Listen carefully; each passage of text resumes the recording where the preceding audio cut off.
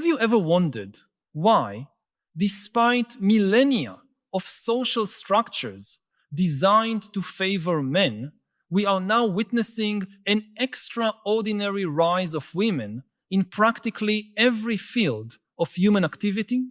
It's not a coincidence, and it's not just social justice finally manifesting itself. There's something much deeper happening, something rooted in human evolutionary biology itself, which is only now, under the specific conditions of the 21st century, finding the perfect environment to flourish. This is one of those rare moments when seemingly unrelated changes in technology, economy, culture, and biology converge to create a perfect storm of transformation. And at the center of that storm, quietly, but with remarkable force, a new balance of power between the genders is emerging, one that few foresaw and even fewer fully understand. For millennia, human societies have been shaped predominantly by traits that favored certain masculine characteristics: physical strength, aggressiveness, direct competition, rigid hierarchies, not because these traits were inherently superior or more valuable, but because the material conditions of human existence made them extraordinarily useful. In a world of scarcity, where survival depended on the ability to hunt, fight, and dominate territories and resources, these characteristics offered clear adaptive advantages. And so, gradually, we built entire civilizations around these values, social structures that rewarded them, and educational systems that cultivated them. But it turns out we are living in a unique moment in human evolutionary history.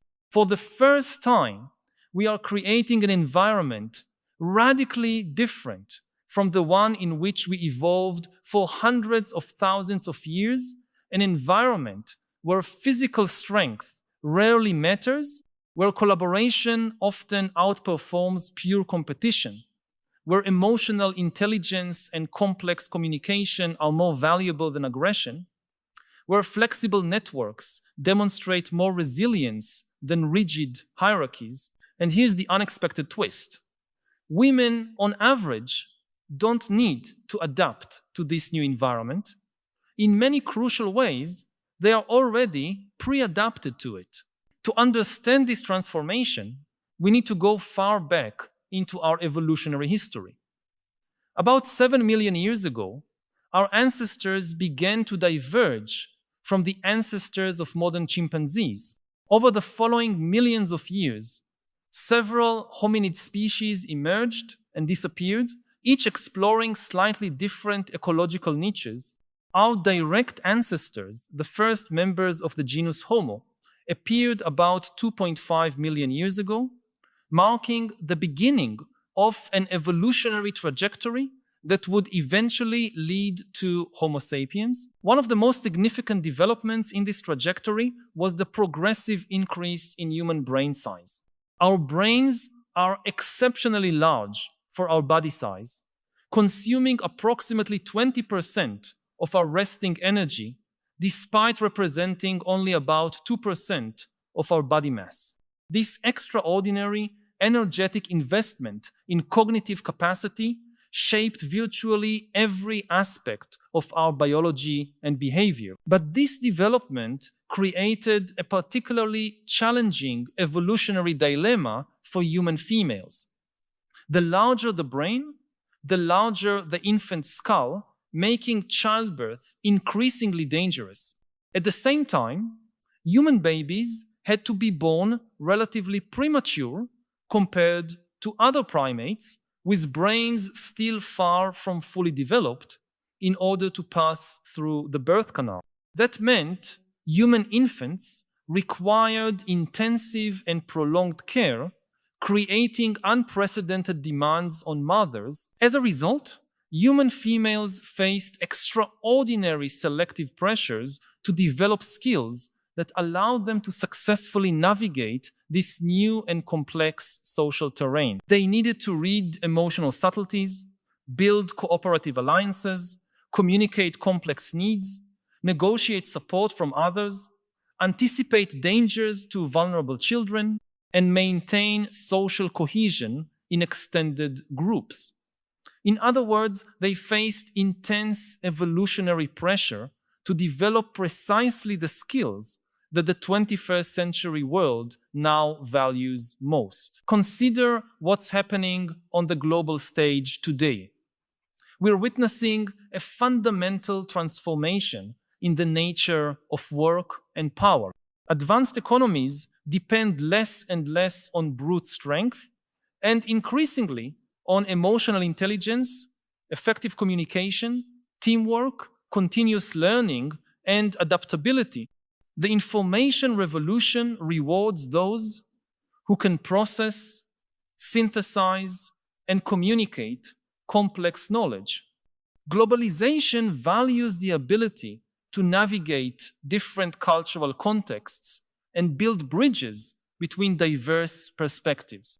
Advances in automation are gradually eliminating jobs that rely solely on mechanical repetition, while amplifying the value of distinctly human qualities like empathy, creativity, and systems thinking. In virtually every high-value economic domain, we see the decline in importance of physical attributes and the rise of social and cognitive competencies.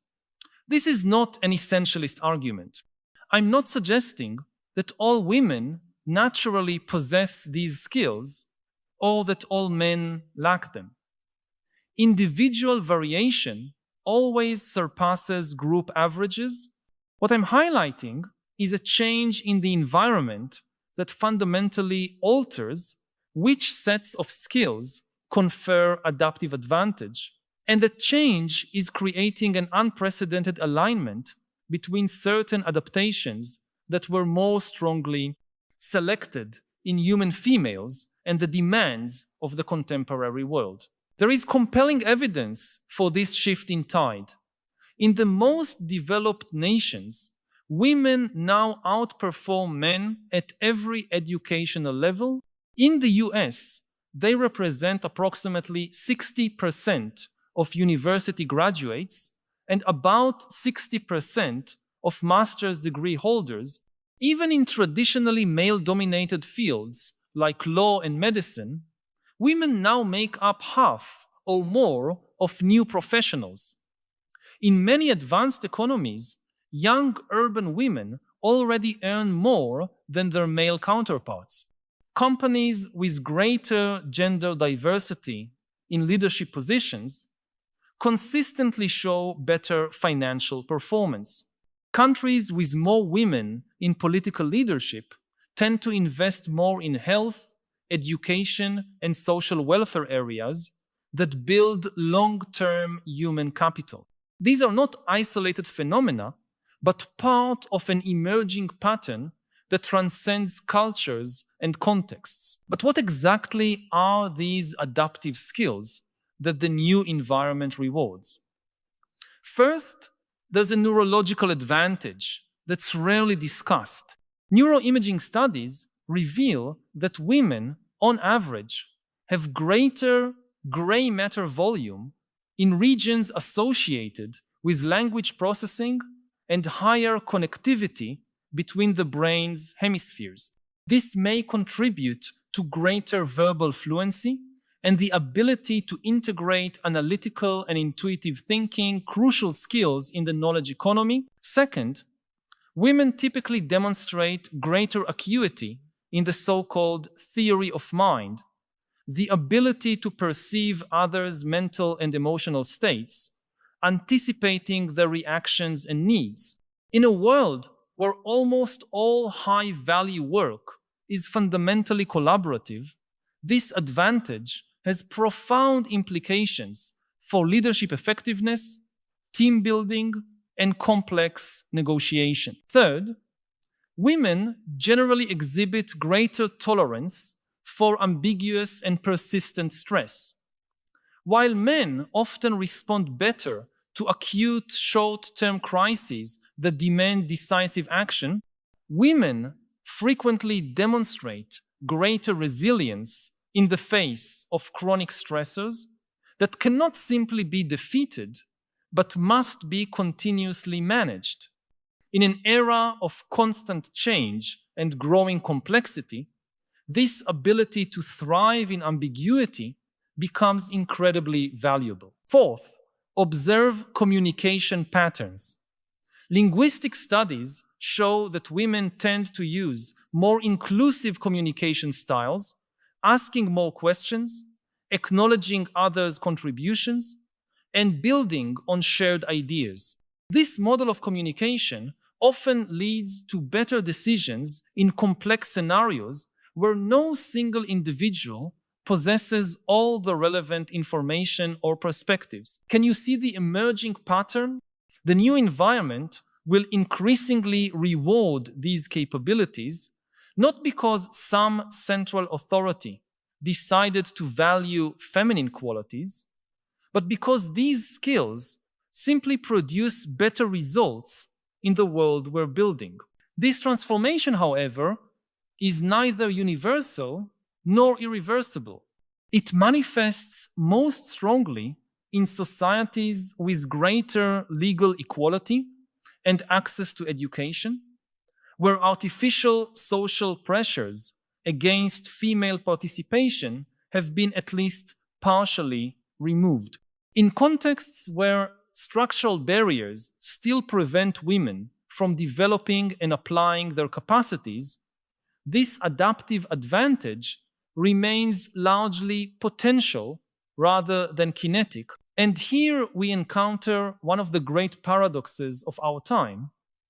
Precisely when technological and economic conditions are creating an environment that naturally favors characteristics more common in women, we see in many parts of the world a resurgence of reactionary forces determined to restore more traditional gender hierarchies. Why?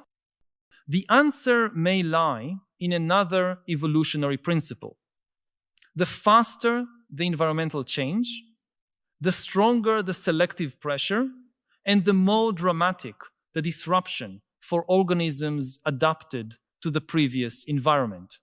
What we're witnessing may be understood as a defensive response to a transformation that threatens to render obsolete not only certain skill sets, but entire identities built around them. Yet from the broader perspective of evolutionary history, these reactions likely represent only small countercurrents within a much more powerful tide.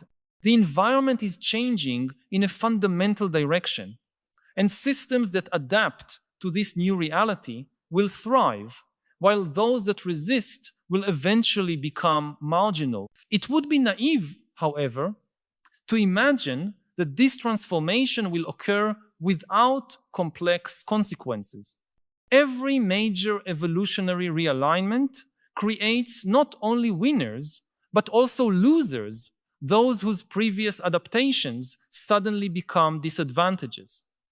If many men today feel disoriented in the modern world, it may be because certain qualities historically rewarded in masculine contexts, like competitive aggression and hierarchical dominance, now often function as liabilities rather than assets in many professional and social settings.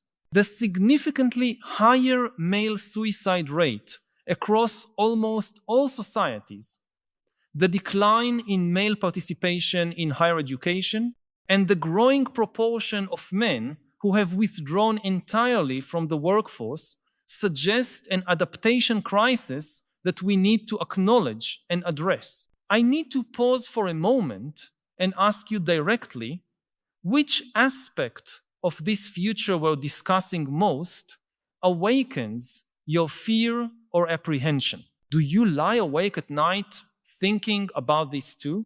I know that many times we keep these concerns to ourselves, perhaps out of fear of seeming outdated or sexist in a world that celebrates every advance in gender equality without question. But your worries are valid and probably shared by more people than you imagine. Share in the comments. My biggest concern about this gender realignment is your voice can help create a space where we can honestly discuss these collective issues instead of suppressing them. And perhaps by naming these fears together, we can begin to imagine ways to build a future that benefits everyone. Because the real question is not whether men or women will dominate the future. The deeper question is how we can create a world where each person's talents are valued and developed regardless of gender. Perhaps the greatest challenge is overcoming the zero-sum mentality that often frames these discussions, as if the advancement of one group necessarily meant the diminishment of another. Historically, all successful major evolutionary transitions have involved not the simple replacement of one dominant group by another, but the emergence of new and more complex forms of symbiosis and complementarity. In fact, if we look at the evolutionary history of life on Earth, we see that the greatest leaps in complexity occurred not through pure competition, but through innovative cooperation. The very existence of eukaryotic cells, the basis of all complex organisms, resulted from the symbiotic fusion of different types of prokaryotic cells. Multicellular organisms emerged when individual cells learned to specialize and cooperate rather than compete. The evolution of sexual reproduction itself represented a revolutionary way of sharing genetic resources that were previously isolated in separate lineages. In each case, the apparent loss of individual autonomy led to extraordinary gains in collective capabilities. Likewise, the transformation we are witnessing now may not simply be about the ascendancy of one gender over another, but about the emergence of a new balance that integrates and amplifies the complementary strengths of different sets of adaptations. Men are not destined for evolutionary obsolescence. On the contrary, those who manage to develop the skills that the new environment values, often adaptations historically more common in women, will likely thrive extraordinarily. And women who can integrate some of the qualities traditionally cultivated in men, such as a willingness for calculated risk and strategic assertiveness, will find new frontiers of possibility. What we are glimpsing is not a simple inversion of gender dominance, but potentially its evolutionary transcendence. A more fluid and contextual balance where different constellations of qualities are valued in different contexts, unleashing a much greater human potential than our rigid binary systems ever allow. Of course, this vision may seem idealistic. Evolutionary transformations are rarely smooth or uniform, and this one will be no exception. There will be resistance, setbacks, and periods of intense turbulence as social, economic, and political systems adjust to the new reality. Different societies will navigate this transition at different paces and with varying outcomes.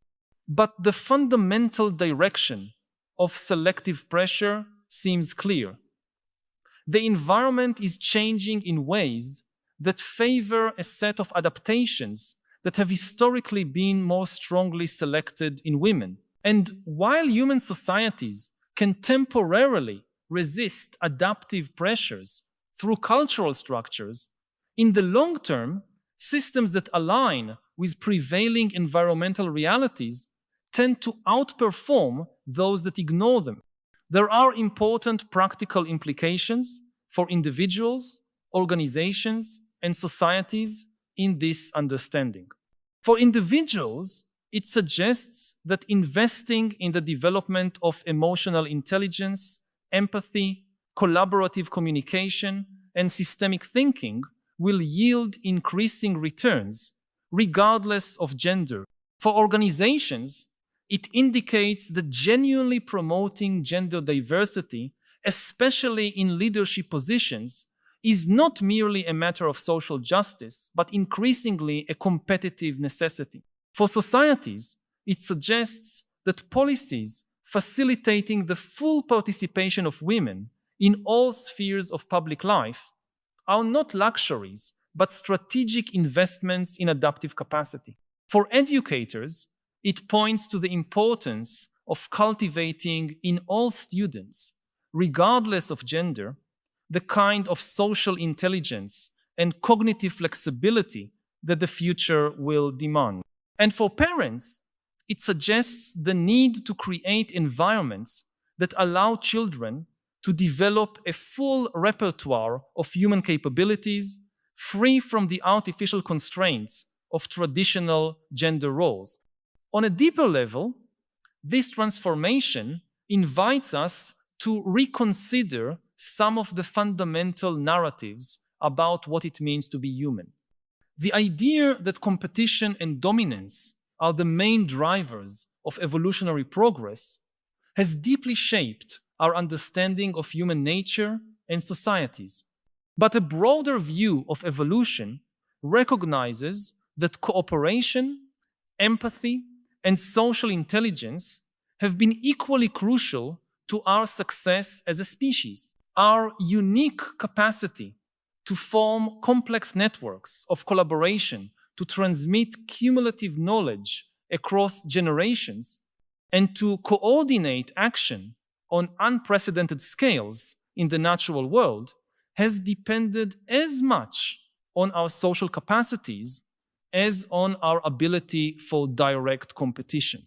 What we are witnessing now can be understood as the next chapter of that evolutionary story, where the environment is selecting more strongly for qualities that enable even more sophisticated forms of human coordination and collaboration.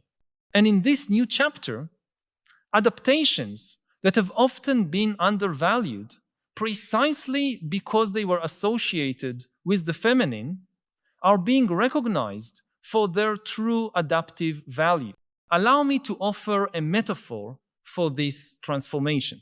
For millennia, we have imagined human evolution primarily as a linear journey of progress, where each new development represents a step forward on a single evolutionary ladder. In this model, different human groups might be on different rungs, but all are climbing the same ladder. This metaphor produced predictable hierarchies, with those displaying traditionally masculine qualities at the top. But what if the more accurate metaphor is not a ladder, but a complex, multidimensional field? In this view, different sets of adaptations represent explorations of different regions of this vast space of possibilities, each valuable in specific contexts, none inherently superior to the others. What we are witnessing today can be understood as a seismic shift in the topography of this field, altering which regions offer adaptive advantage. If the material conditions of human existence for millennia rewarded certain regions of this space associated with traditionally masculine adaptations, the emerging conditions are now rewarding different regions where adaptations more common in women confer advantage. This is not a question of moral superiority or intrinsic worth, but of ecological alignment with a changing environment. Note that I am not suggesting biological determinism here. Our brains and behaviors are extraordinarily plastic, shaped by both biology and culture, in complex interactions that defy simplistic nature versus nurture dichotomies. Plasticity is, in fact, one of our most powerful evolutionary adaptations, allowing us to respond flexibly to environmental changes without waiting for slow genetic shifts. What I am proposing is that we are witnessing the convergence of multiple forces, biological and cultural, that together are creating a new selective regime, one in which qualities that have historically been more cultivated and reinforced in women are becoming increasingly adaptive for all humans. It is important to recognize that this realignment is not occurring in a historical or political vacuum. It is happening in the context of centuries of systematic subordination of women, exclusion from spheres of power, and devaluation of their work and contributions. The growing appreciation of traditionally feminine qualities does not erase that legacy of injustice, nor does it automatically correct persistent power imbalances. In fact, we already see examples of how these newly valued qualities can be exploited, with women being burdened with unpaid emotional labor in professional environments, or having their contributions appropriated without proper recognition. Any authentically positive transformation will require not only the re-evaluation of these qualities, but also the reconstruction of systems and institutions in ways that more equitably distribute both power and responsibility. But perhaps the deepest insight that emerges from this analysis concerns the very nature of evolutionary adaptation. Traditionally, we have imagined adaptation as meaning fitness to a specific environment. But in a world characterized by accelerated change and increasing complexity, the most valuable adaptation may be the meta-capacity to continually adapt to new environments, a kind of second-order flexibility. And here again, we find an intriguing alignment with qualities that have historically been more cultivated in women. The ability to hold multiple perspectives simultaneously, to adapt behavior to different social contexts, to integrate contradictory information without resorting to premature simplification, to navigate ambiguity without insisting on artificial certainty, a constellation of capacities often more developed in those who have had to survive and thrive on the margins of power systems rather than at their centers. As we reflect on the implications of this ongoing transformation, it is worth considering how we can create a future that maximizes collective human potential rather than simply reversing historical patterns of dominance. How can we build educational systems that cultivate the full spectrum of human intelligences in all genders?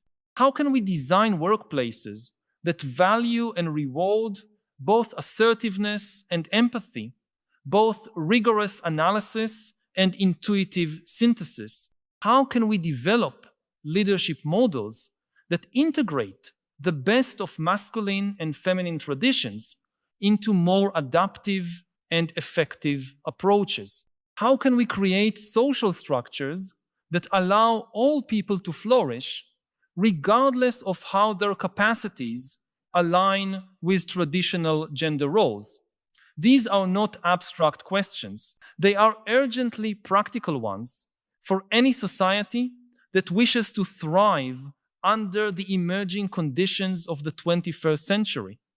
And the answers we develop will profoundly shape the course of human evolution for generations to come. The history of evolution teaches us that periods of rapid environmental change often precede bursts of adaptive diversification as organisms explore new regions within the space of evolutionary possibilities.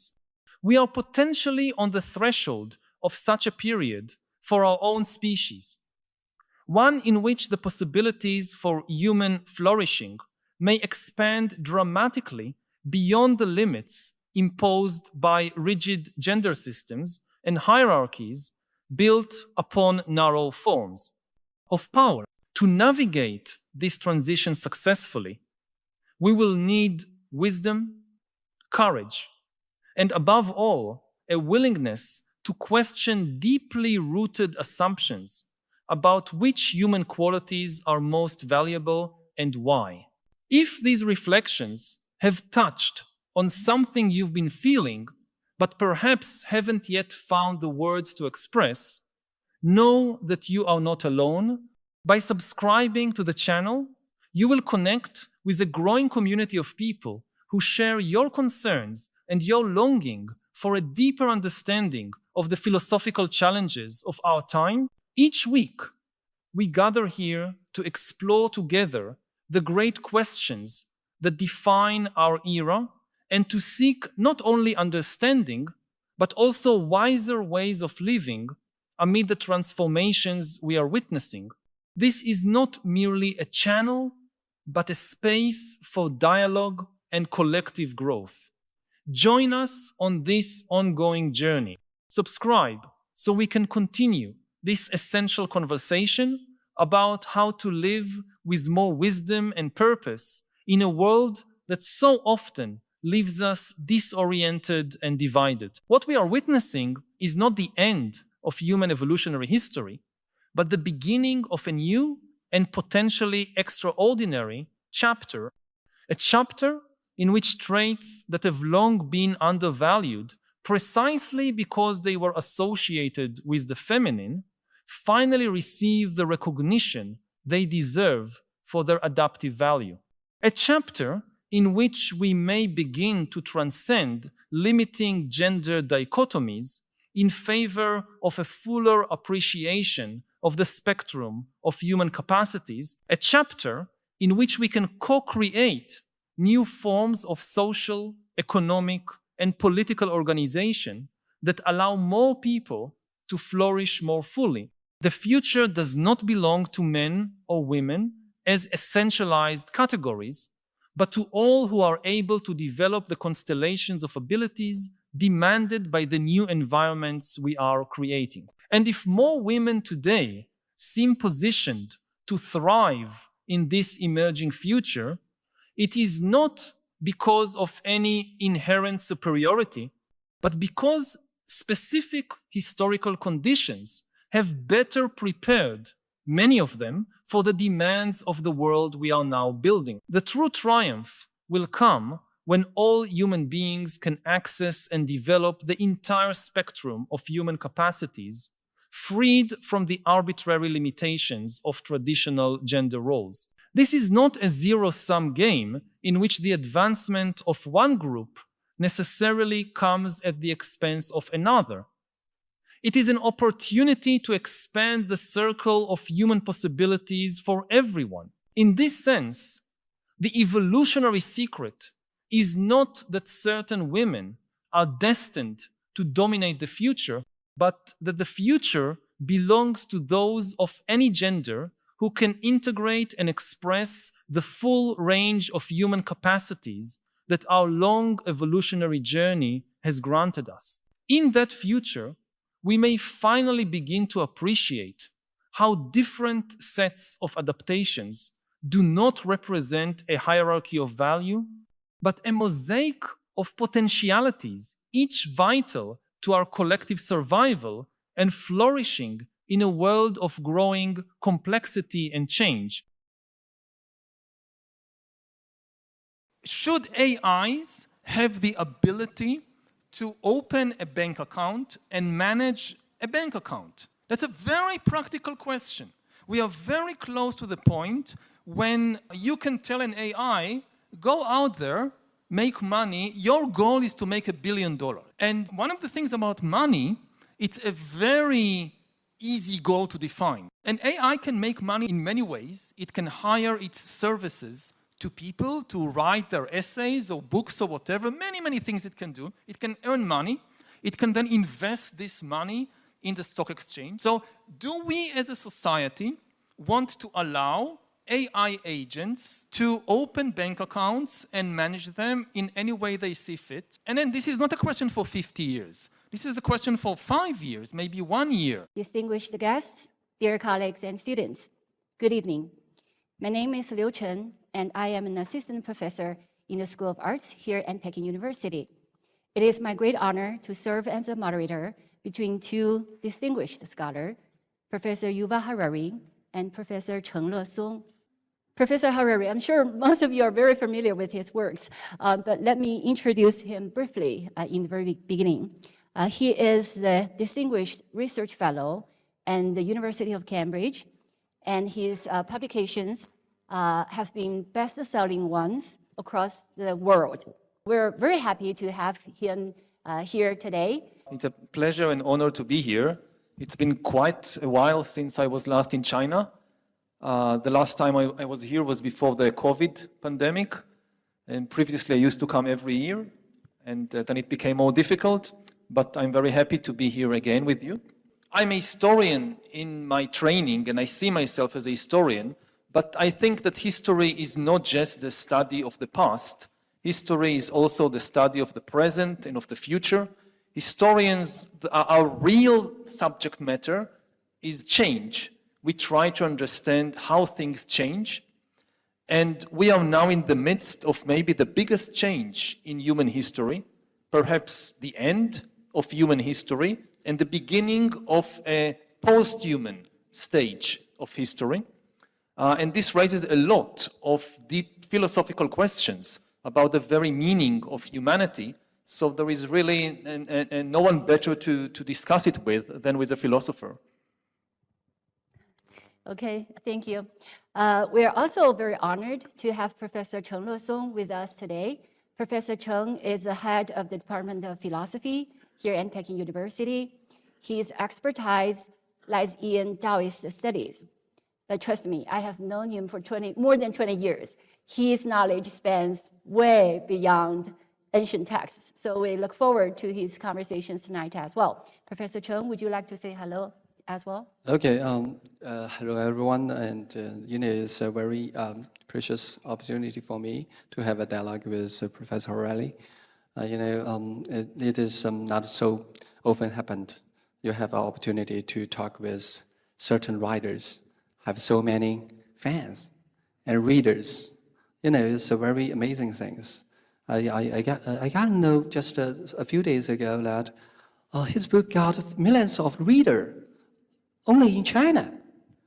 It's amazing for me. Now it's a time of a screen. We are immerse ourselves in this kind of short videos and all those messages. That is not so serious. But Professor Harari composed several books with in-depth understanding and reflection on the infrastructure of human beings' culture and civilizations. And this kind of books get so many readers. And so many readers love this kind of narrative that come from history, but point out towards the future. So I think this is a very interesting thing, and I want to discuss with Professor Harari about this phenomenon and what is the exactly significance of the things that have happened around his books, and also about his books Nexus, which largely lead to a very strong sense of philosophical reflection of the whole thing. We named as civilizations. You give a very cold description of the things. But let us just start with very simple questions. Just as I mentioned, in nowadays, the professional academic work is somehow becoming increasingly self-enclosed. And we actually keep indifferent about the public issues and the common challenges that are shared by humankind. We just do our things in ancient texts, and we just publish our academic papers to get our salary, and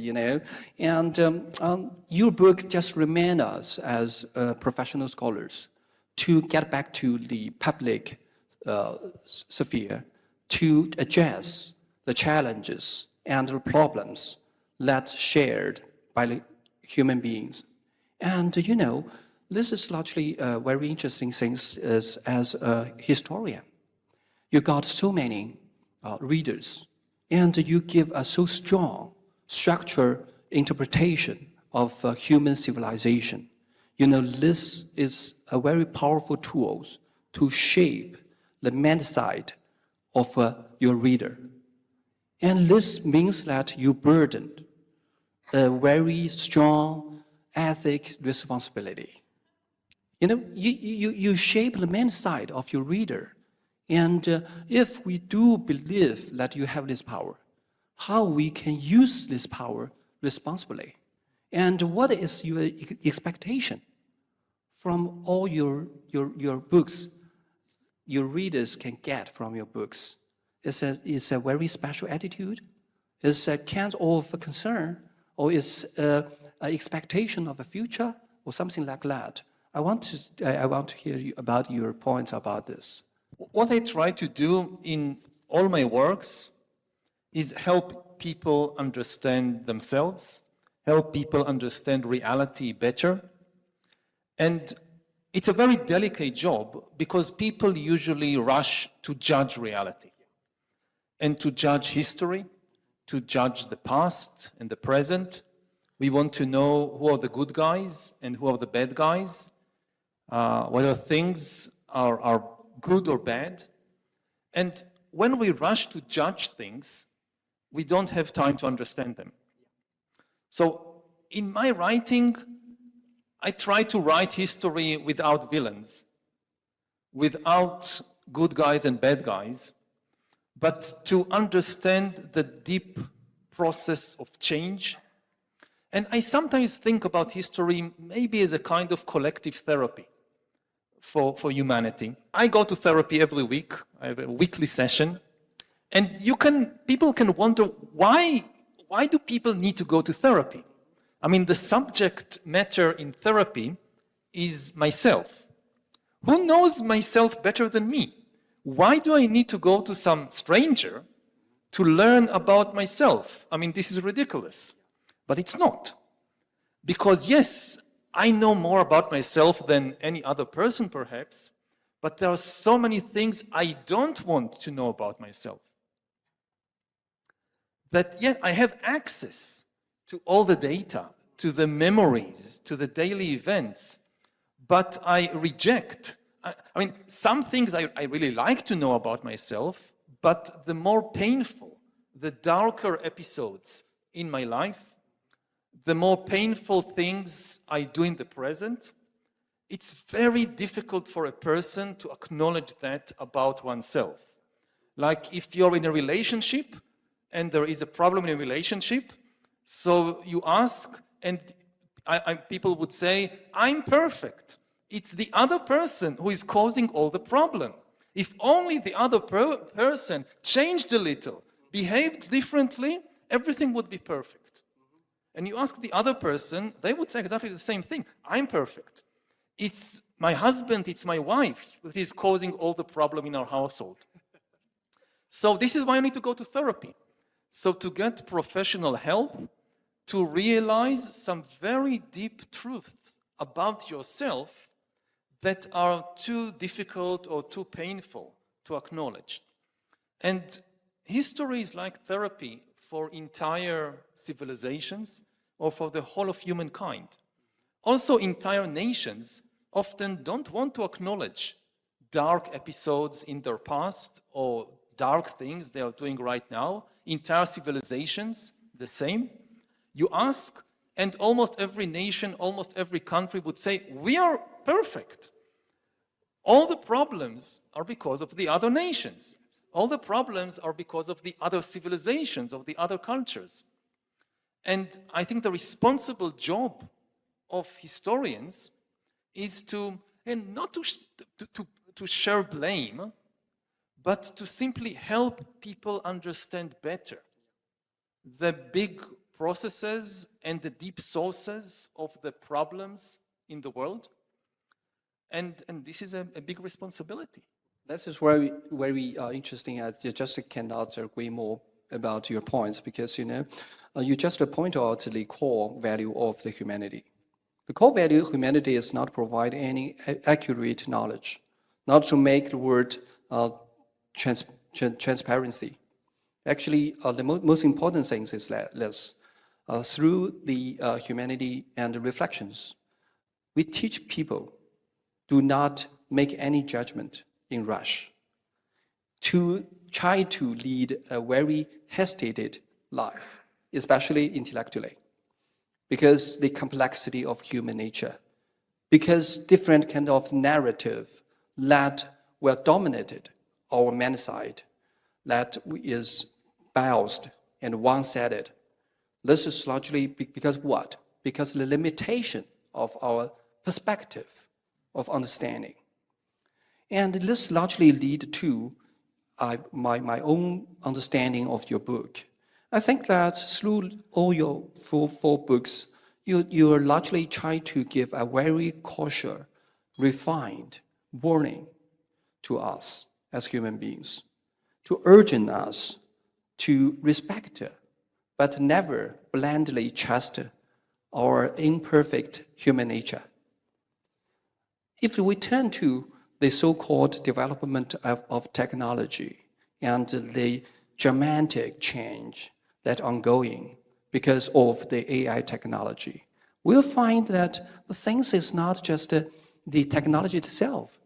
Just as Hinton has pointed out, the most important thing is the misuse of this technology, but not the technology itself. This largely leads us to a very important issues in the philosophy of politics, which we call technocracy. And those who dedicate the development of AI technology actually had been set up a systematic techno-tyranny on human beings. Just as me, I have no idea what the AI expert talking about. And I have no idea what I should do to facing up all this change. The only thing is that I was forced to accept it. And this is unfair. Why should I accept it? And the things is this. Those people who manipulate these skills and technologies are ordinary people. They might be evil. They might be trying to set up a dictation on us. And why we should accept it without any condition. We have no right to say no. This is the things that I think that your books try to urge us to reflect the deficiency of human beings. But this deficiency of human beings is the very point that differentiate us from the machine, because we have emotion, we have desire, and all those things largely lead to a very special and very correct attitude towards future. I call it moderately optimistic. You should not too optimistic, but in no way you put it in pessimistic. This is largely the things that, in my mind, to say your book just as a warning towards us. I often get this question of whether I'm pessimistic or optimistic about the future. I think it's the most common question that people ask me in interview, in private conversations. And I always say that I'm neither. I mean, pessimists are people who kind of think that no matter what you do, things will go badly. And this undermines human responsibility, because if no matter what we do, things will go badly, what's the point of even trying? Pessimism breeds despair. But optimism can be just as dangerous because it breeds complacency. Optimists tend to say, no matter what happens, things will turn out okay in the end. And then if this is the case, again, we don't need to take responsibility, because whether we act or don't act, whether we think very deeply about what we do, or we just do the first thing that comes up in our mind, things will turn out okay. And I try to find a middle path of being responsible, which is not optimist or pessimist. It's realizing there are different futures possible ahead of us. We can draw a map of different futures, some good, some bad. Nothing is determined. There is no God and there is no law of history that will correct our mistakes if we take the wrong choices. We are not doomed. We have immense power, human beings. We have immense resources, knowledge. We can do the right thing, but there is no guarantee. Enough people need to make good decisions in order to reach the right destination. And, when I look at the world right now, I am appalled by the lack of responsibility, which is shown by many of the political and business leaders around the world. And it seems that humanity is going in a very, very dangerous direction. And at this moment, responsibility is more important than ever because of the AI revolution. We are in the process of creating not just the most powerful technology in history. We are in the process of creating potentially a new species of super intelligent entities, agents, that might very soon take control away from us. We have just a few years to get this thing right. I keep telling people that AI is not like the previous technologies we have invented in history. This time, it's not just about us. Philosophers have this habit that when people invent something, so they always say, it's not about the technology. It's about the humans. They decide what to do with the technology. This was always true, but it's no longer true. We are now creating an independent agent. The defining characteristic of AI is not automation, the ability to act automatically. The defining characteristic is agency. To be an AI, a machine must have the capacity to learn and change by itself, to make decisions by itself, and to invent new ideas by itself. If it can't do that, if it only follows your instructions, if you can predict everything it will do, it is not an AI. And we are rushing to create these super intelligent agents in a very irresponsible way. And as I travel the world and I talk with the leaders of the AI revolution, I ask them two questions again and again, the same way they ask me, are you optimist or pessimist? So I reply with two questions of my own. I ask them first, why are you moving so fast? Why don't give humankind a bit more time to adapt, to reflect, to do things more carefully and safely? And almost all of them reply the same answer. Almost all of them say, we know there are huge risks. They often know it better than anybody else, the leaders of the AI revolution. We know there are big risks. We would like to move more slowly, but we can't trust our human competitors.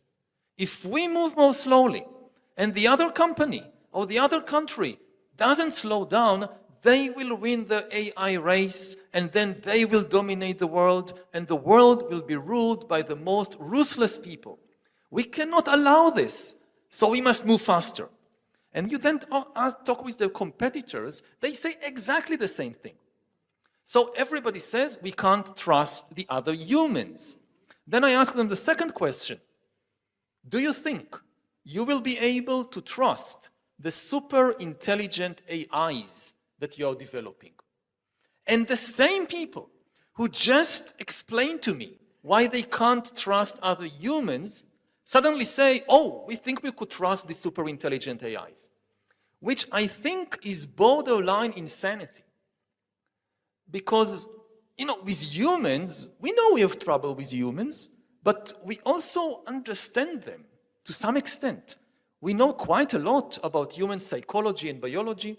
We have experience in history, not just of violence and war, but also in building trust. 100,000 years ago, humans lived in tiny bands of a few dozen individuals, couldn't trust anybody outside their band.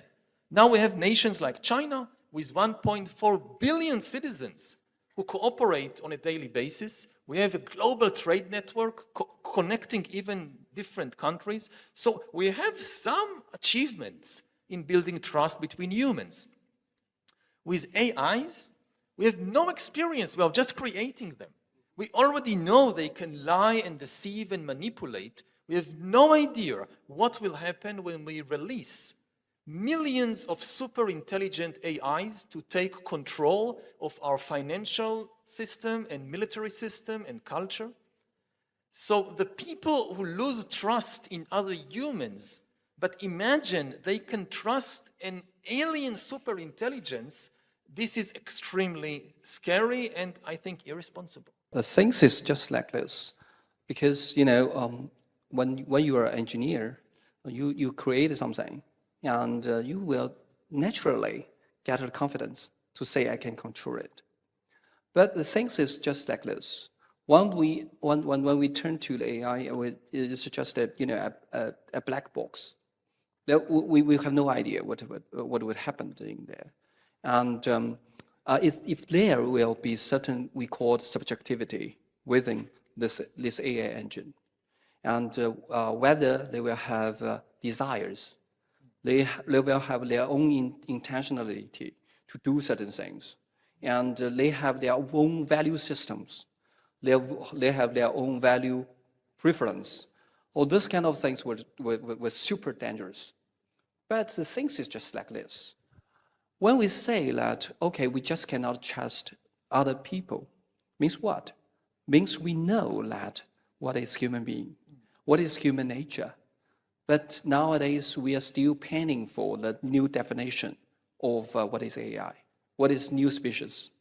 And, this is largely lead us to a very interesting thing about the difference between silicon-based life and carbon-based life. We seem to have a very clear definition of what is carbon-based life. Even despite of the observable phenomena, which we are living or something like that. But the general definition of carbon-based life is that we will dead. We will dead another days. And these things composed the basic element of the human nature. I said this, the necessity of death and the dependence of group, community, and uncertainty, anxiety about future.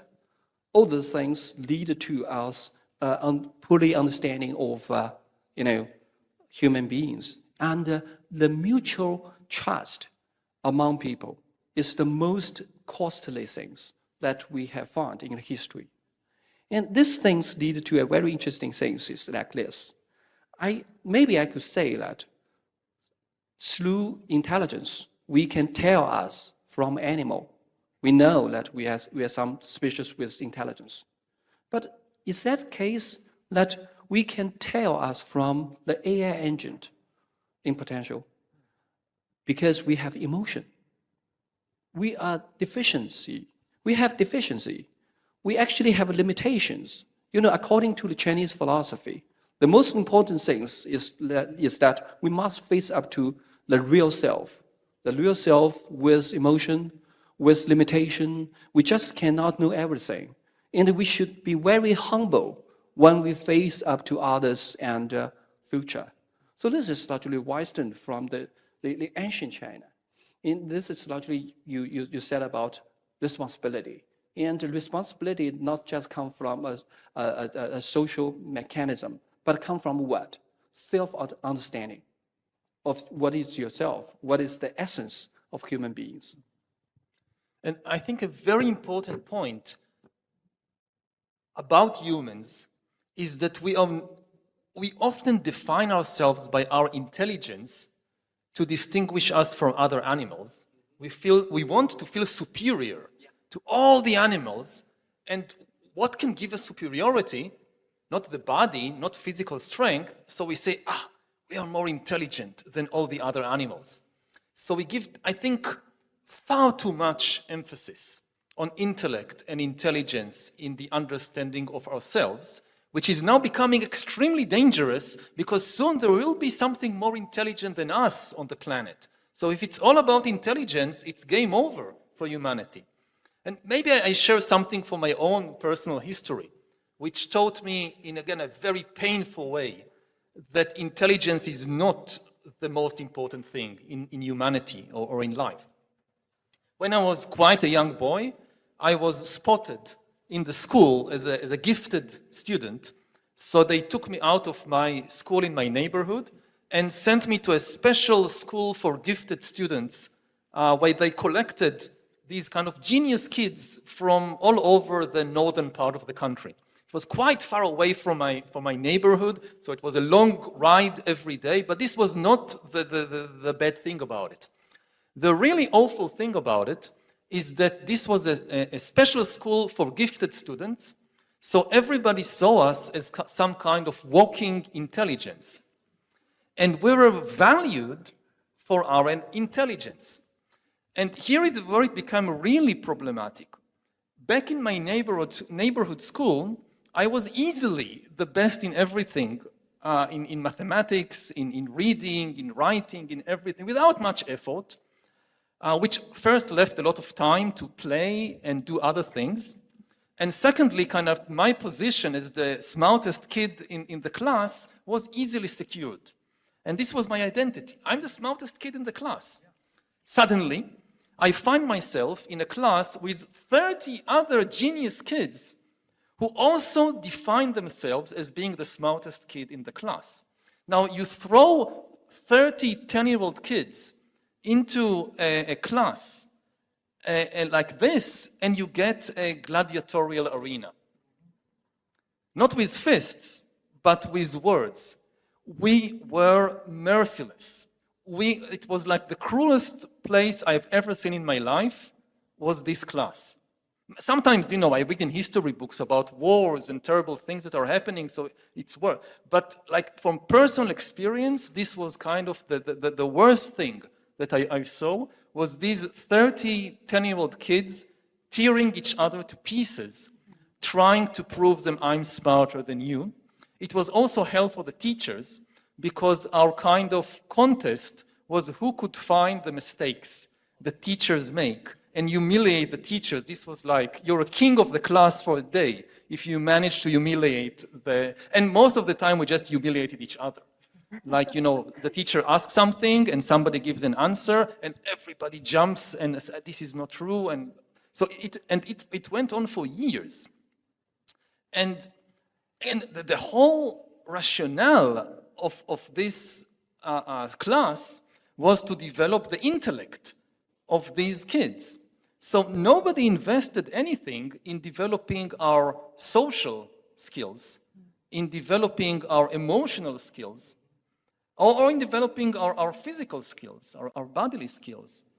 And it was a very, I now can joke about it, but it was a very painful experience. After being for 10 years in this environment, as teenager, we came out with quite developed intellects, but with horrible social skills, which made, I know some of the people who were in that class, and they still carry deep scars, injuries from that time. And this taught me in the most kind of personal and visceral way that you cannot define a person or build a person based only on intellectual skills. There are much more important things that ultimately humanity is about feelings and not about thoughts. Maybe if I have more time, I'll say something also about, I said something personal. Now let's kind of open it to the grand vision of human evolution. You know, originally, we humans, our ancestors at least, were worms crawling on the ground or in the mud. A very simple life form. It's just a tube with two openings, a mouth to take in food, and another opening to expel all the waste from the body. There was no brain. There were already nerve cells, neurons, but there was no brain. The center of command of this ancient worm was in the stomach, where the food went. Now, over millions of years, in order to get food and also warn about danger, so more nerve cells developed around the mouth in order to taste the food and smell the food and see the food and hear the food. And this became the brain. And this is still our basic structure today. We are basically a worm. It's just, you know, look at yourself. It's just this long twisting tube with a few things attached to it. But it's a worm, and the brain is still near the mouth.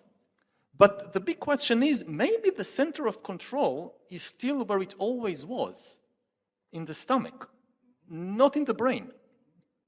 And it's a big question in brain science, because maybe not the stomach, but the spinal cord is an integral part of the brain. And there are good reasons to think that, yes, you have all these neurons here that get all the attention, but ultimately the real center of command of the human being is still here. Well, actually, I know exactly what you're talking about, but Professor Harari, as one of the smartest guys around the world, saying that intelligence is not that important. It's really interesting. Okay, go on, Professor. Yeah, actually, you know, always there's kind of show off to say that I'm very smart, but it's not so important. But actually, you know, I know that the students here on set of this hall, the university students who have passed a very selective examination to go to this campus, and actually you during dated back to your childhood, you are the smartest students in your class, but once you step into this campus, even though you are just somehow around average. And this is a very, you know, this is very tough process of mind change, especially in the first year, first semester. You must accept that I'm just around average. And, you know, most of your teacher think like you just so. You are not so smart. And all the way you adopted to demonstrate that you're smart is totally nonsense. So this is largely the things that lead us to a very important point to say that the things that make us human is about our deficiency. Or the things that is not so concerned with intelligence. Because the things is just, for me, it's just like this. When we say that we are trying to controlling certain things that has intelligence that supports us, we still has a very important reasoning mode that comes from instrumental reasoning. We try to regard this as a tool, but not as a subjector. And if you regard this as a tool, then actually you will get into the trap of modernity. The trap of modernity is a continuous pursuit of efficiency. You do things quicker, and you face up to different kinds of competitions. And you have competitions with human beings, other companies, other countries, other nations, all those things. It's about competition. And now we have a new competition. With what? With AI. With new and species that is totally has intelligence that supports us. This is the real things that get all us into a panic. And this kind of worry actually lead to a historical reflections. Because what? The anxiety that long for thousands of years always come from the same things, the uncertainty of future, and how we can take action responsible to respond the change that's happening. So to speak, for me, that is, the things is not just about technology. The things is about the deep understanding of a deficiency of human beings. And we should, with full recognition of our limitation, then to take a cautious steps towards the future. And to say, just as the motive of today's discussion, understanding is an antidote. You must firstly to do certain in-depth reflection before you take any action. But now we are too rush in action, and we too rush into a new form of competition. And this is largely what I called consequence of modernity. So we actually not face up to the so-called competition with AI, but we actually run into a competition with ourselves. But I'm not sure I would put all the blame just on modernity, because we see things like that also in ancient times. I know very little about Taoism, so I would be happy to hear from you about it. But at least in the West, you can trace these things back thousands of years. Especially you talked about the fear that humans have of losing control, of not knowing. And this fear often propels people to look for something infallible. Like the fantasy of super intelligence didn't begin today or a few decades ago. The fantasy of super intelligence, at least in the West, goes back thousands of years when humans yearned to find some super intelligent savior, Messiah, God, that knows everything, that never makes mistake, and that we can rely on him because we can't rely on ourselves. And this fantasy, the first artifact that it produced, and which is still one of the most important artifacts in the world, is the Holy Book. Again, I don't know what is the status of Taoist texts that you're studying. I'll be very happy to hear in a moment from you. But in religions like Judaism and Christianity, ultimate authority is invested not in any human being, like a priest or a rabbi or something. Ultimate authority is invested in an artifact, a text, which is supposed to be super intelligent, never makes a mistake. Now, of course, until today, there was always one very big problem with texts like the Bible. They can't talk.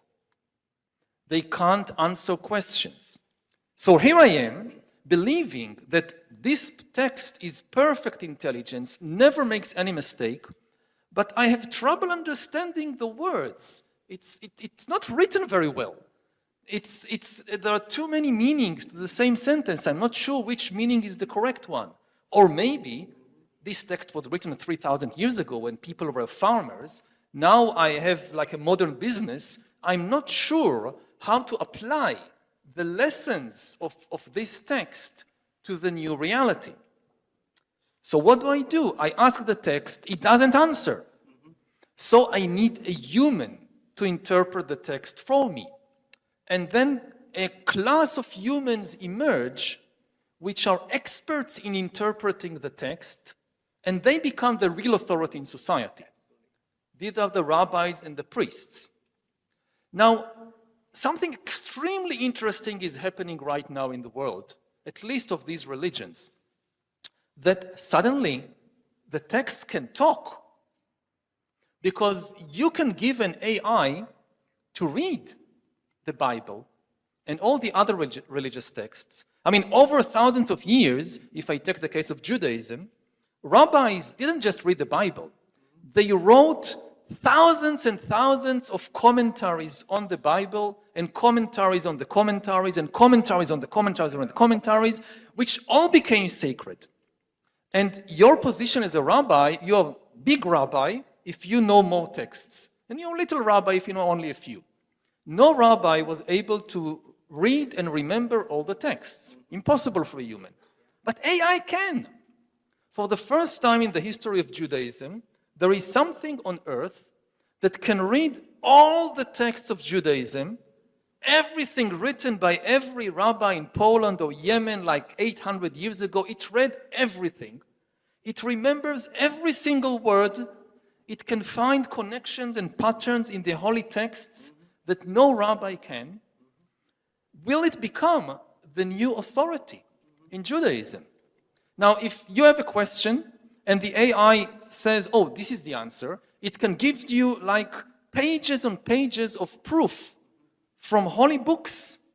Now, if a human rabbi says, don't listen to this AI, it's a soulless machine, the problem, at least in Judaism, is that the authority is invested in the text, not in the human. So if an AI finds arguments in the text, the rabbis cannot just dismiss because it's the argument, because the text has authority. Now the word speaks. AI has mastered language. So it's interesting. This is kind of my perspective as a historian on all this. How it's not just modernity, it's the whole of human history which is feeding into this AI revolution with very unexpected consequences, maybe. The same thing is happening in the legal system, which also a very authoritative text that until today we needed lawyers to interpret the text. Now the text can speak for itself. It's the same thing in the financial system.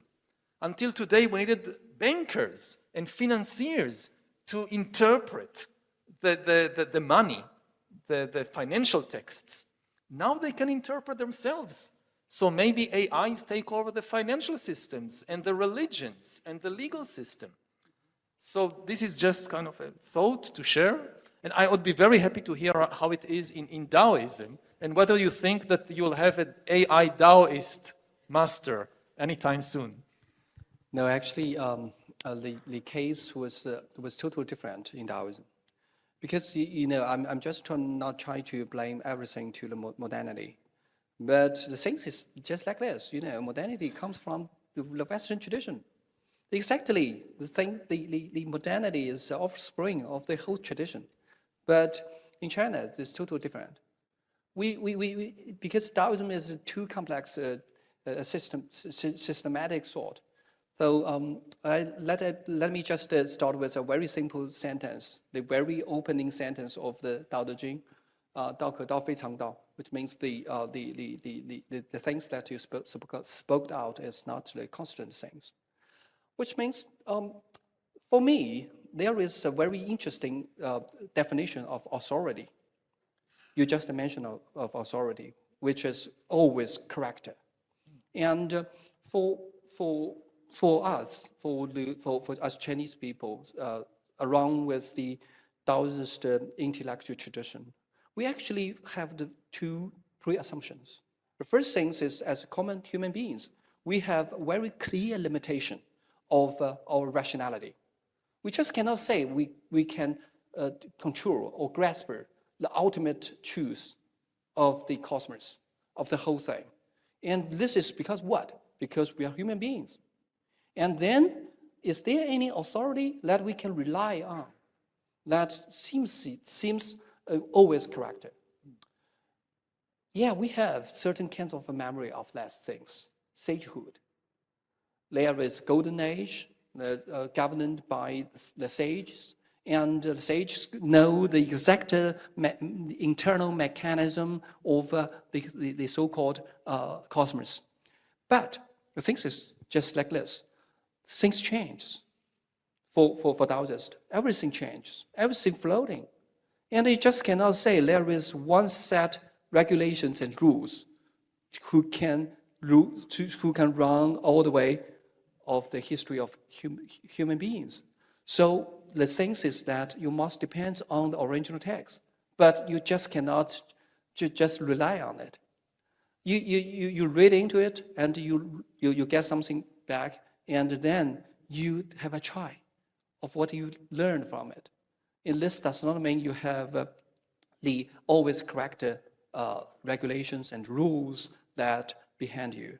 So to speak, the most important thing is that for Chinese people, especially for Taoists, we must keep open-minded towards the change, towards the ultimate rules of the cosmos, which we could say this: the cosmos is an eternal Sphinx riddle for Chinese people, especially for Taoists.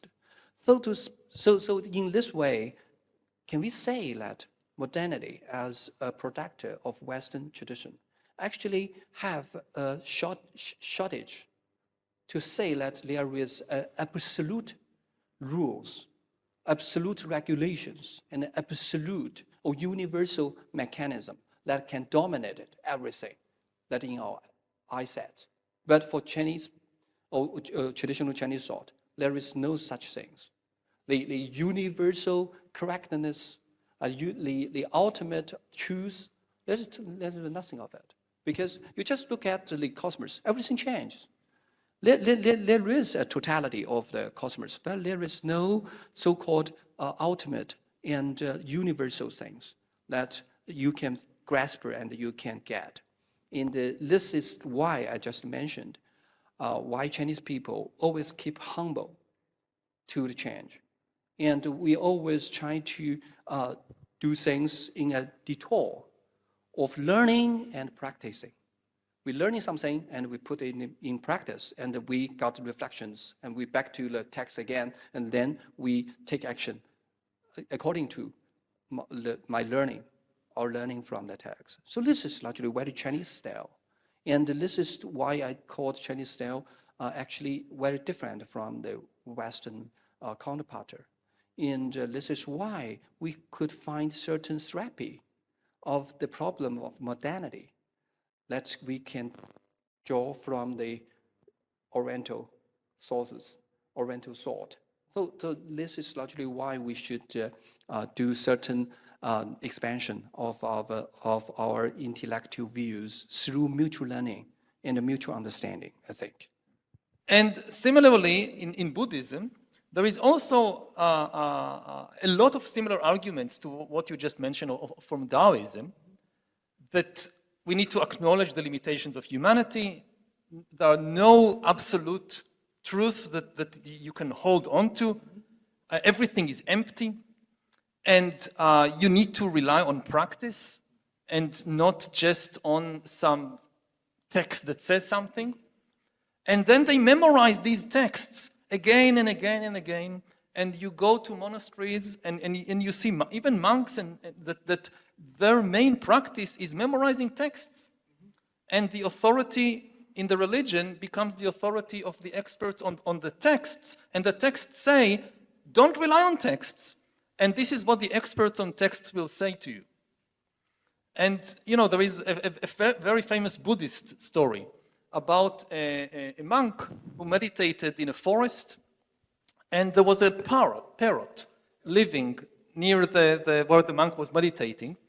And the monk wanted to protect the parrot from danger.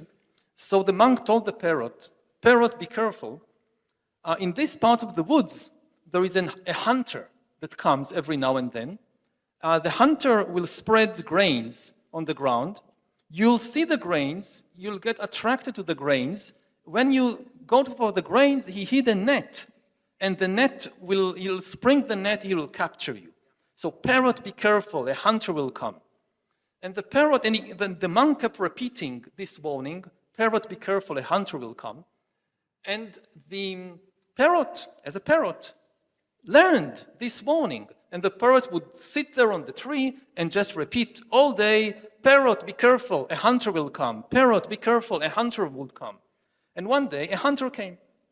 and the hunter spread the grains, and the parrot got attracted to the grains and went to eat the grains, and the hunter sprang the trap, and the parrot was captured. And all through that process, and even when the hunter was holding the parrot in the hand, going to kill him, the parrot kept saying, "Parrot, be careful, parrot, be careful, a hunter will come." You mentioned a very interesting things is about what?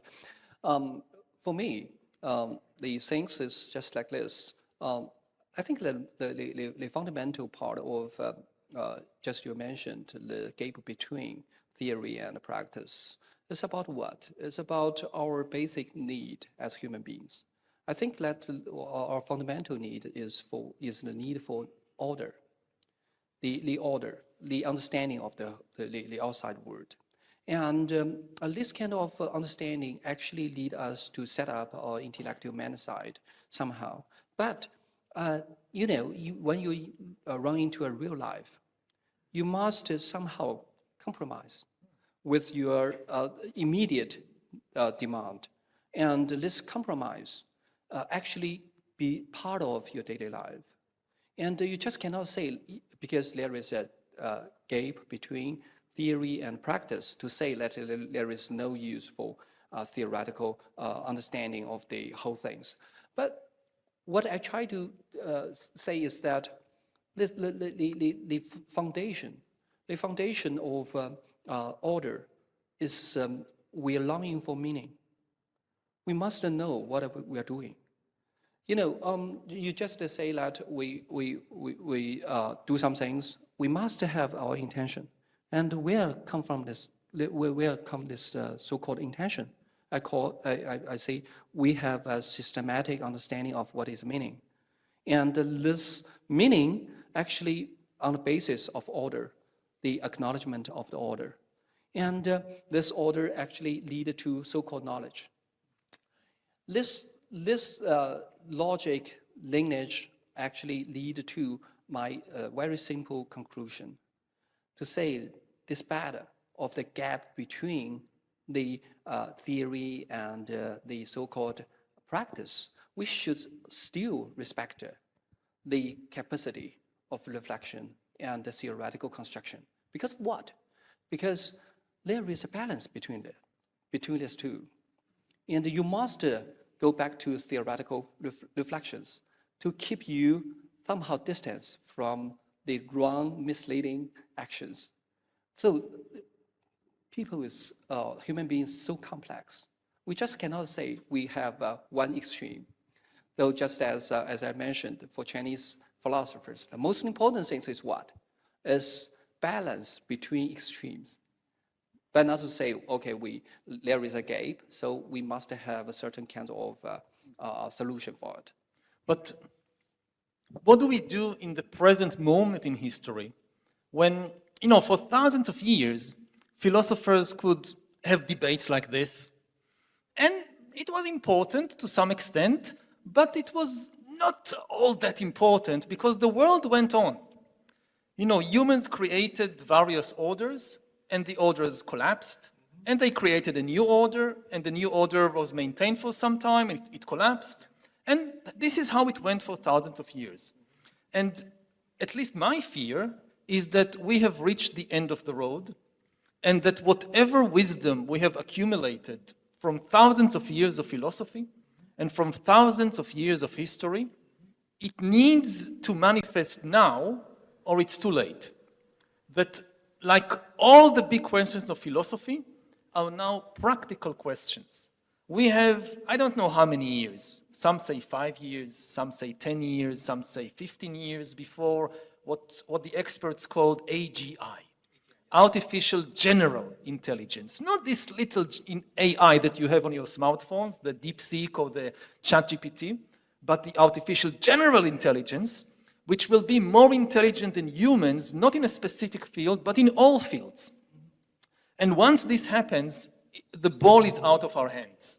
It's like we are having this discussion, and astronomers tell us that they spotted a fleet of spaceships coming from some other solar system.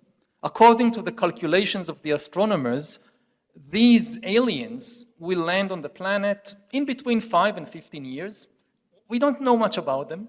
Maybe they're nice. Who knows? Maybe they'll help us solve cancer and overcome climate change, and maybe not. But we have 5 to 15 years to think what we are doing. And this is the time that I think all the wisdom traditions of humanity, again, developed over thousands of years, what do they tell us? What do they tell us about this specific moment in history, which is, I think, different from previous moments, because the process of change, of course, things will continue to change, but maybe not for humanity. Maybe this is kind of the last station for humanity. Actually, just one word. You can close the whole discussion. Actually, I think that for me, I'm more optimistic than you.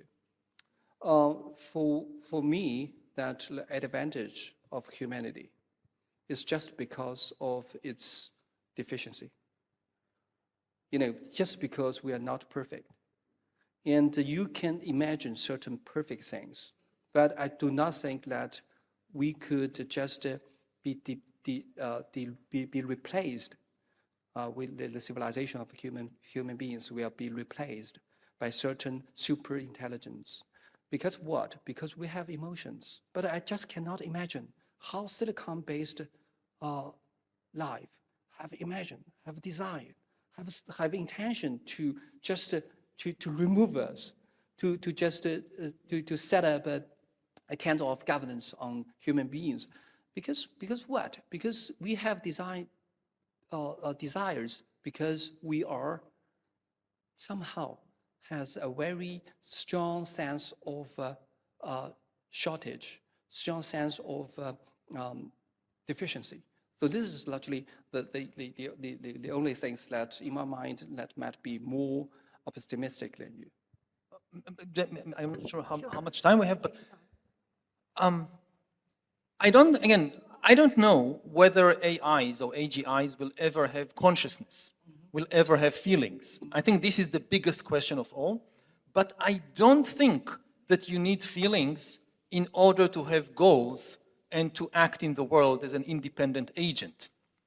AIs, you give them a goal, or they develop a goal, then they do things to reach the goal without any emotions or desires. If you have a self-driving vehicle, you can give the vehicle the goal, get me as fast as possible to the train station, and the self-driving vehicle on the way would run over people. Because I gave it the goal, get there as fast as possible, and forgot to tell it, but don't kill anybody on the way.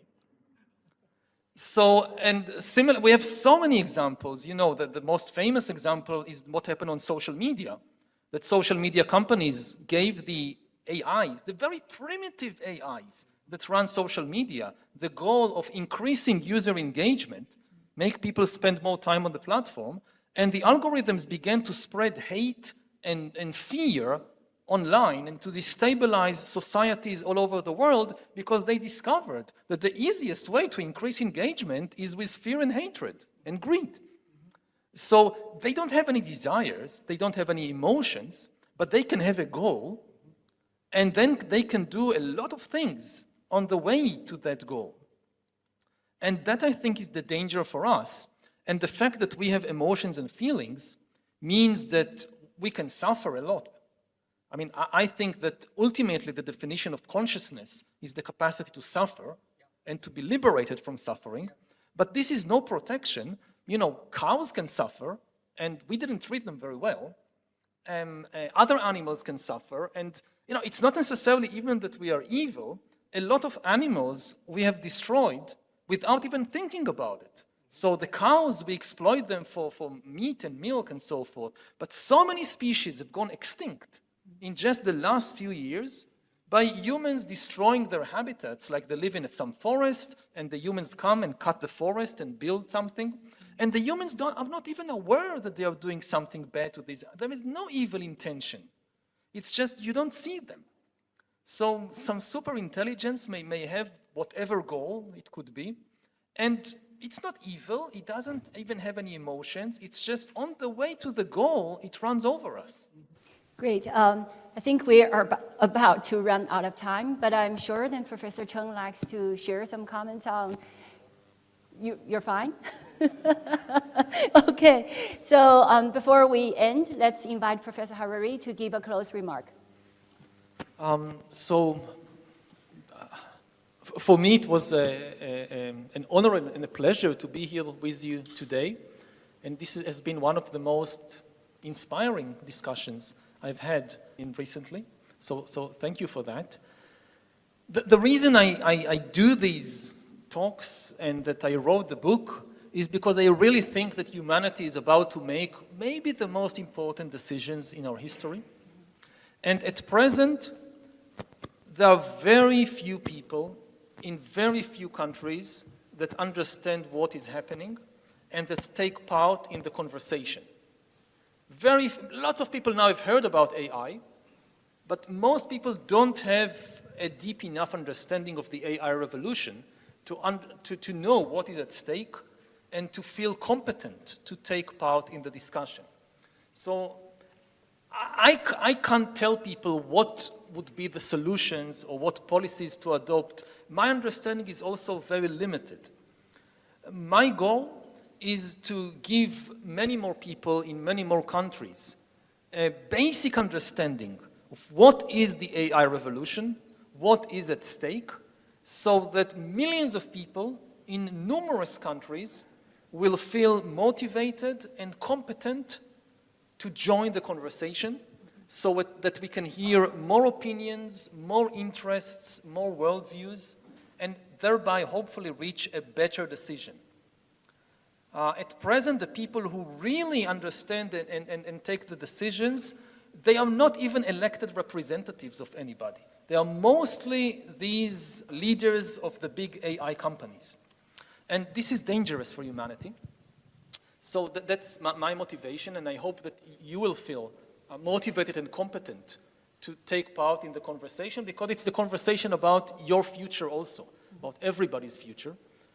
My other remark is that I noticed that there are several people here that read my books, that maybe are my fans, and I know from previous, I have historical knowledge, so I know what happens at the end of the event, that lots of people come and they want to sign books and take selfies and so forth, and unfortunately I don't have the time to do it because I have to rush to another event. So I would leave you with something better than my signature and better than my picture, which is really part of me. It's my atoms. Just as a final thought for reflection and about the interconnectedness of everything, we have sat here together in this beautiful hall for an hour and a half, breathing all the time, and the air mixes our breath together. So a lot of the atoms that were inside my body an hour and a half ago are now in your body. And a lot of the atoms that an hour and a half ago were in your body are now in my body. So in this way, we have shared something even more important than a signature or a picture. Thank you. Thank you very much. So great to meet you. I was fangirling backstage because I'm such a huge fan. You know, I was telling Yuval that I was one of your publicists for *Sapiens*.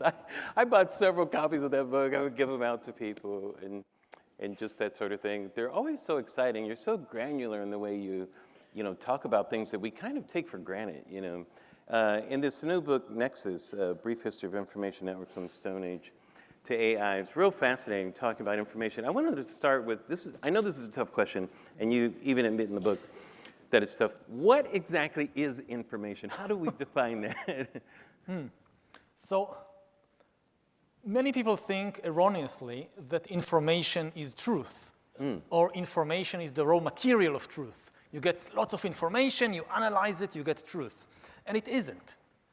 Most of information is junk. Most of information is not the truth. What really defines information is connection. This is why the book is called Nexus, connection. Right. Because what information really does is to connect a lot of individuals, a lot of separate humans, entities, into a network. It's a glue. And you can connect, sometimes you can connect things together with the truth, But in many, many occasions, you can use fiction and fantasy and lie and illusions to also connect lots of people together into a state, an army, a corporation, a religion, whatever. To give just one example, if you think, for instance, about visual information, about portraits, about images, paintings. So if you think, what is the most famous portrait, the most common portrait in the world? What is the most famous face in history? It's the face of Jesus. You have billions and billions of images, portraits of Jesus created over the last 2,000 years. They are like everywhere on the planet, in churches, cathedrals, private homes, schools, government offices, and not a single one of them is true. Right. All of them, 100%. The Swedish Jesus. Right? The Swedish Jesus, Right. exactly. We all know Jesus was black. He came from Scandinavia. And the thing is that, I mean, there is no portrait from his lifetime. If anybody even bothered, he was a small provincial teacher helping people, curing the sick in a small province of the Roman Empire. Yeah, raising people from the dead, Raising stuff like that. the usual stuff. Watering the wine. I like all the magic tricks, actually. Yeah. And we don't know if anybody even bothered to draw a portrait of him. If they did, nothing survived. In the Bible, there is not a single word about how the man actually looked like. There is one sentence describing what he wore, his clothes, but nothing about whether he was tall or short, fat or thin, black hair, blonde hair, bald, nothing. Right. Everything we have is just coming out of the imagination of artists that lived centuries and sometimes thousands of years after him. Like one of the most famous images of Jesus, like the Scandinavian Jesus, Yes. it was made by an American artist in 1940 to give to soldiers and so forth in the Second World War. And it became, according to some statistics, I'm not sure about it exactly, according to some statistics, the most kind of successful painting of the 20th century in terms of how many copies there are. So Jesus is basically Bing Crosby, basically. I mean, that's pretty much the image. Yeah, it's the image. I mean, if you compare the real man to the story about the man, to the image about the man, which is mostly fiction created long after he was dead, I mean, the image is far more powerful. And it's not necessarily bad, of course. You can use it to give hope to people. You can use it to encourage people to be charitable, to help one another. So I'm not saying that fiction is necessarily bad. Right. I mean, we are in Los Angeles, the capital city of fiction, in the world. Exactly. So we shouldn't trash fiction. But, also... Oh, we can trash it here.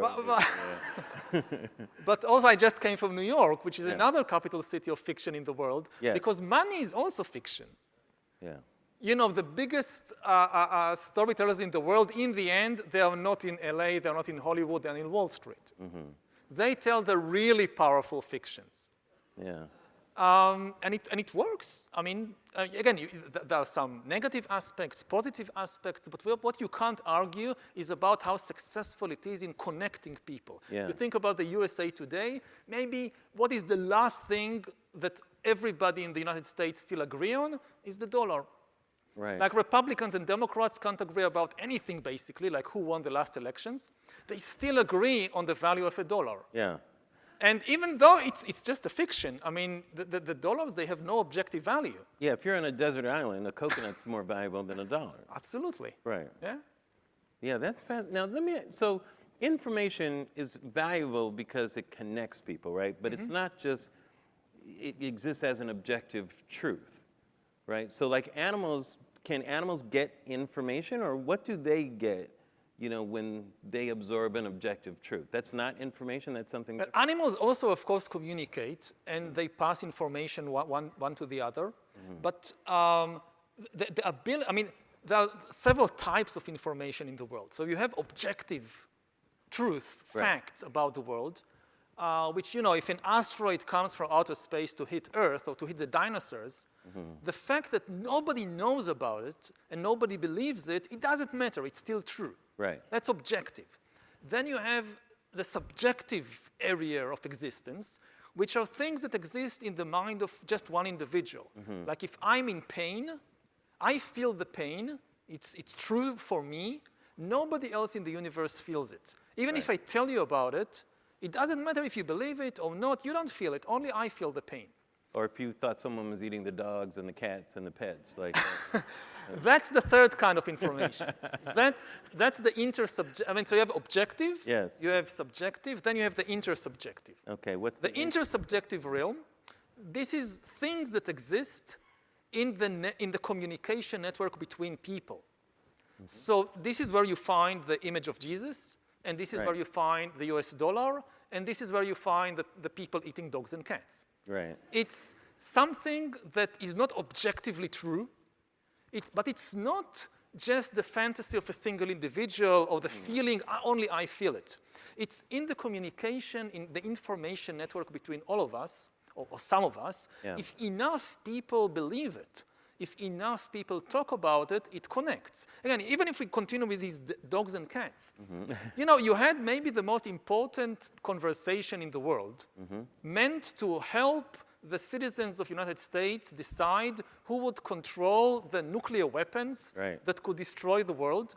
Exactly. And the only thing that most people remember from this hour of debate was the dogs and cats. Welcome to America. That's the only thing that's important, honestly.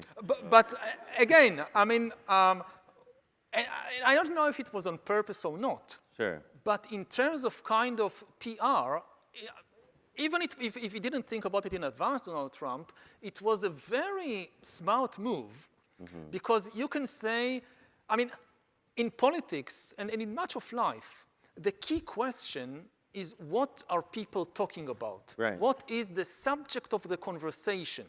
What people say, what people think is less important than deciding the subject of the conversation.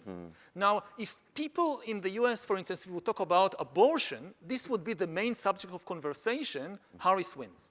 If people talk about immigration, it doesn't matter what they say. If this is the subject of conversation, then this is very much in favor of Trump. Because you can think about like a typical conversation afterwards. Somebody says, he said that they're eating the dogs and cats. And then the other person replies, but it's not true. It's just a fiction. And then the Trump supporter says, yes, well, this is maybe exaggerated, but there are still really important problems with immigration. And they start talking about immigration. Right. So The information he's getting across is there's a problem. yes, the information that really gets across is that there is a problem with immigration. So maybe it's not the dogs and cats, but this is still the subject people are talking about. Right. And again, this is the how to control the conversation is one of the most important things in the world.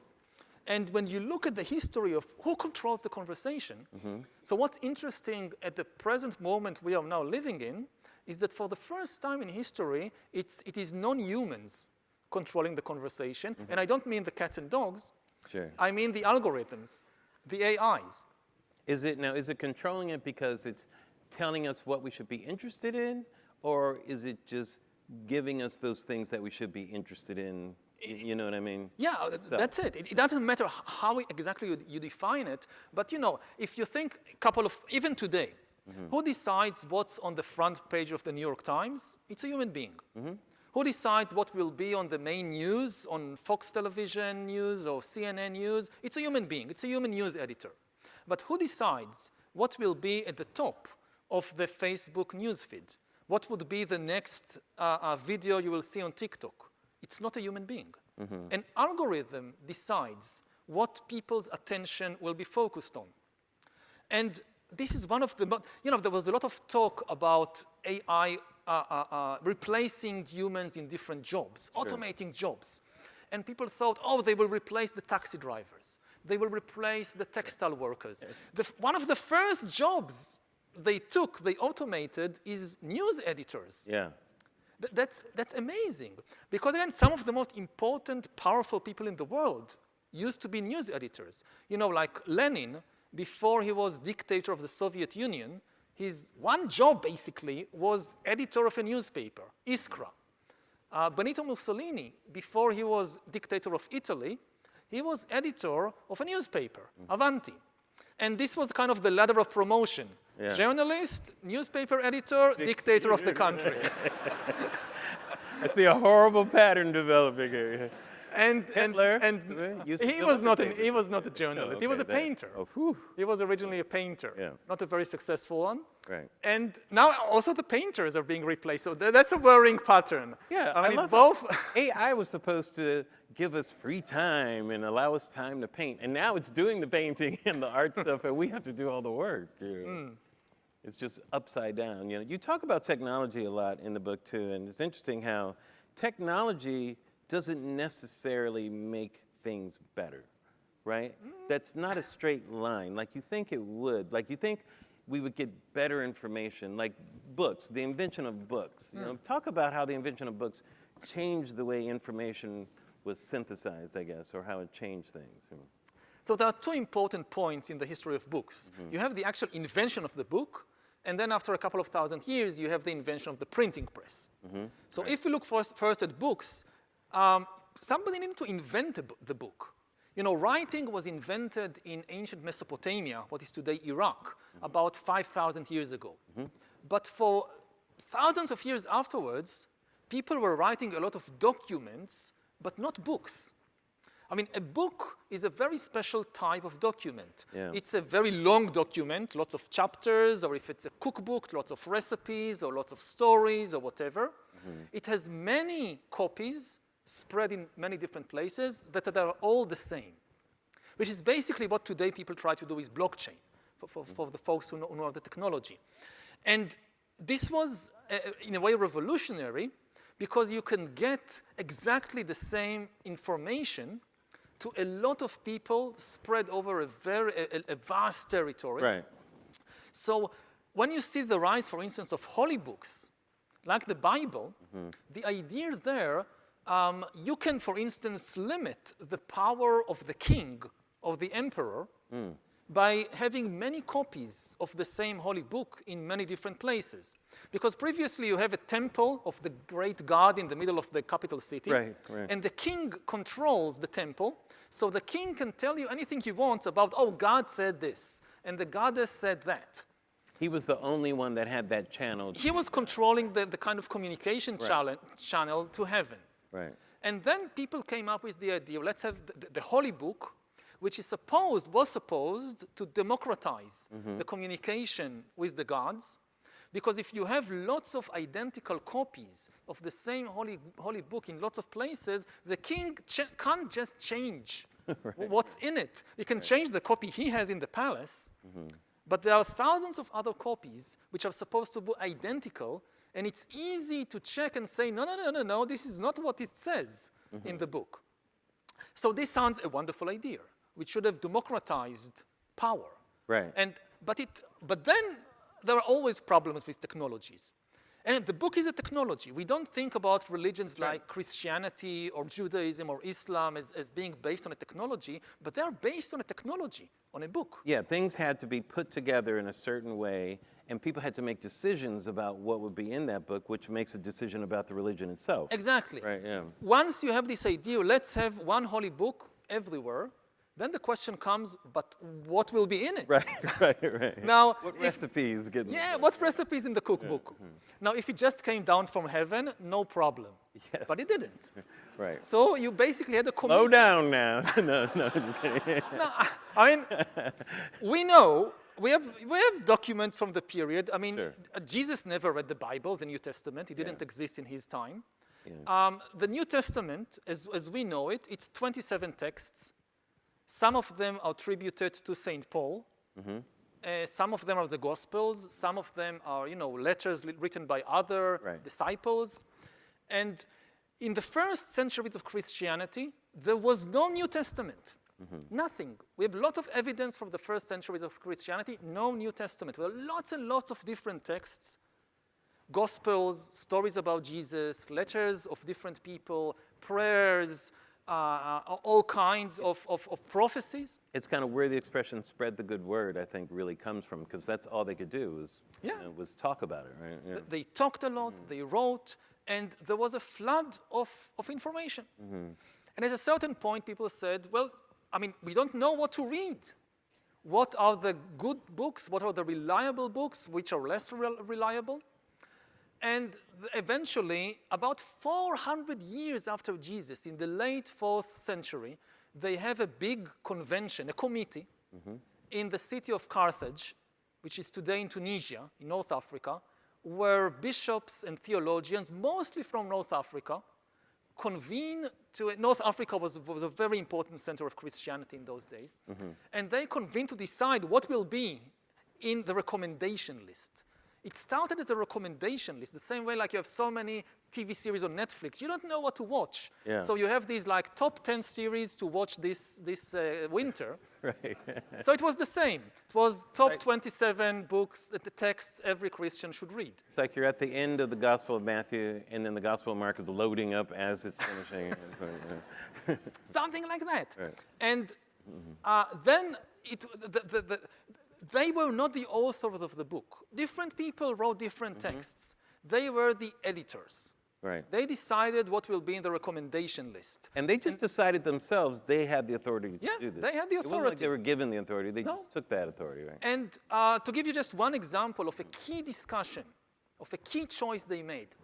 At the time, there was a very popular text, early Christian text, called The Acts of Paul and Thecla. This was a text describing the activities of St. Paul and his female disciple, Thecla, who performed miracles and preached to people and baptized. And she was a leader of the church. And this text was very popular at the time. And it was seen as evidence that women can be leaders in the church. Right. And can be on the same level with men. There were many women at the time that were actually leaders in the Yeah. church. Yeah. And then there was another text, a letter from the same St. Paul, which scholars believe was actually forged more than 100 years after he was dead. A letter from St. Paul to a disciple of St. Paul called Timothy, and in which St. Paul says that women should not be leaders, they should keep silent and hilarious. obey the men, and their salvation would come from having children and taking care of them and obeying the men, basically. And the committee in Carthage decided to leave the Acts of Paul and Thecla out, which is why I guess most people here in the audience never heard of it. Right. But the letter to Timothy got in, and this is the first epistle to Timothy, Right. which is like in billions of Bibles all over the world. And this is the power of editors. Yeah. So this is the invention of the book. And now let's jump 1,000 years to Gutenberg bringing print technology from China to Europe in the middle of the 15th century, and the print revolution. And one of the distinctions, before you talk about that, because this is interesting too, is that just because you had a book and the other book was a copy of that, it doesn't mean that was a direct copy or that it was exactly the same. Right. And so, just like telling stories, you know, an 8th generation book might be very different in some aspects of it. Also, people may have made intentional changes if they wanted to, because who's going to check it, right? So the printing press is a revolution in many ways because it gets rid of that. It gets rid of the mistakes or the intentional changes. Right. And it also makes it far, far cheaper. Like previously, if you want to copy the Bible or anything else, you need a person who, writing by hand, everything, every single letter in every single copy, somebody has to write by hand. Whereas with print, one time, yes, you need to do this big work of putting all the blocks of print at one time. Right. Once you have them, you can print as many copies as you like. You automated it, made it much, much cheaper. So you have an explosion of book production. And many people think that this was what ignited the scientific revolution.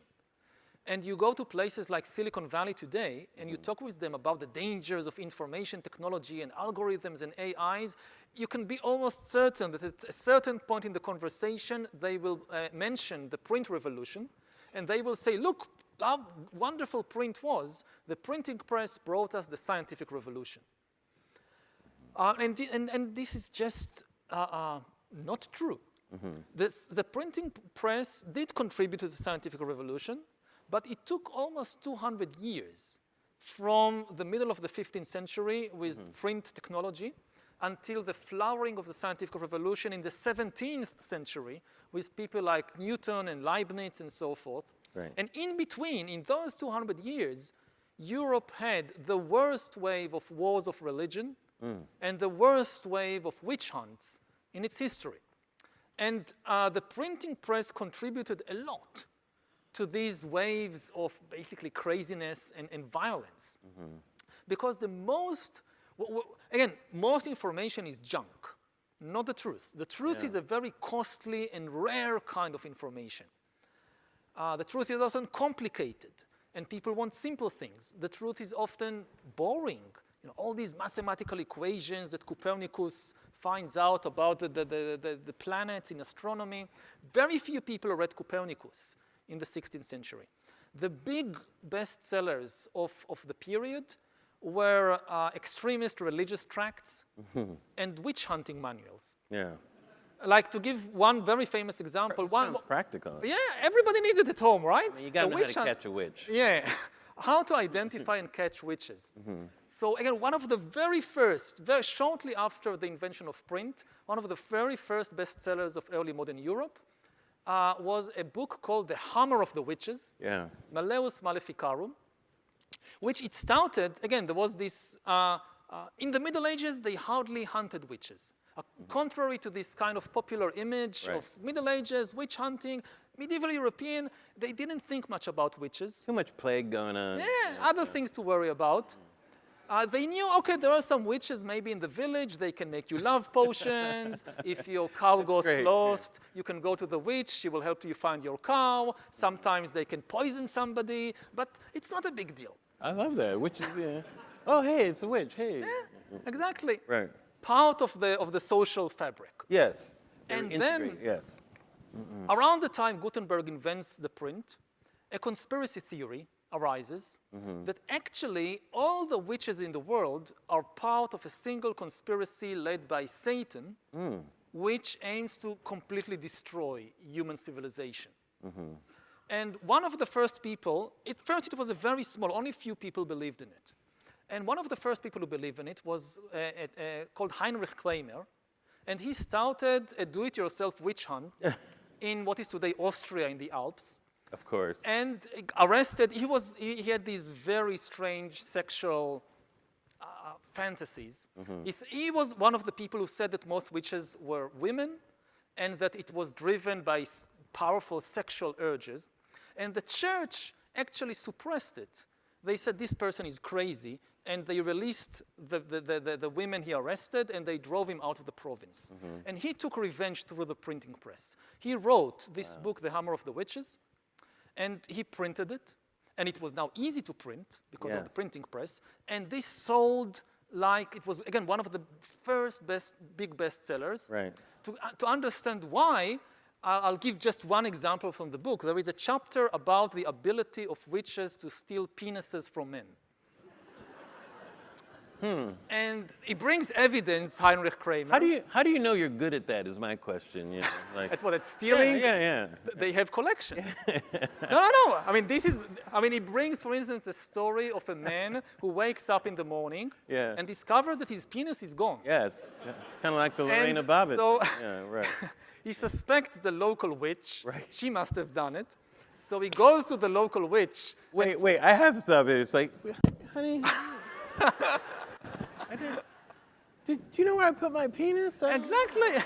Just can't.